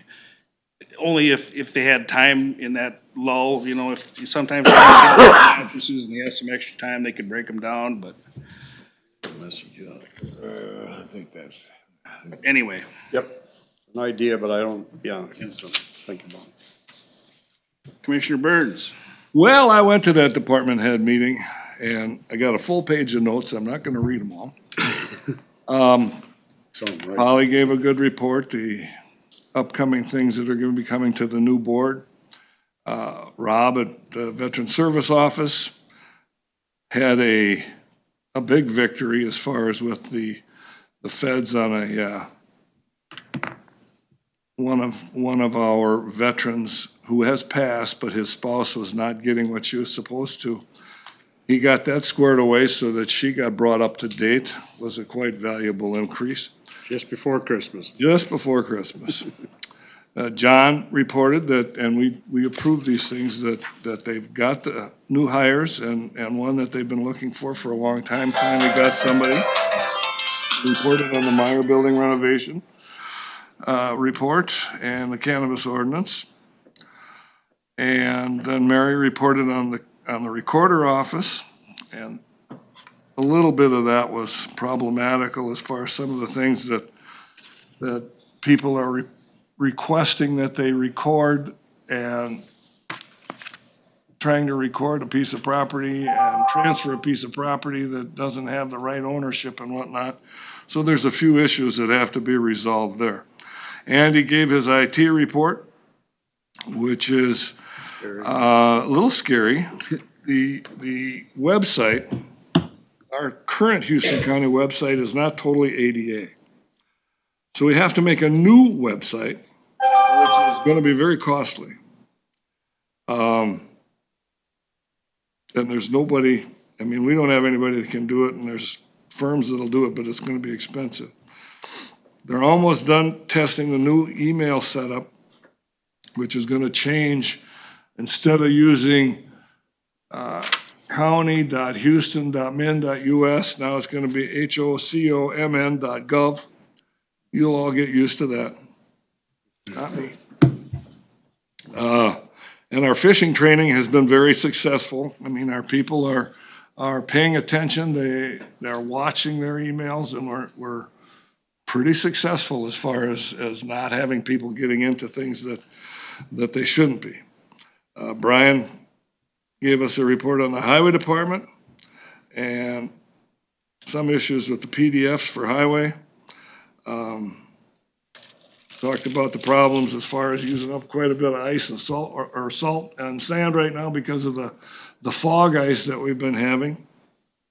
And that's causing a problem. Carol did a finance report, but she just gave that to us now, so I don't have to repeat that.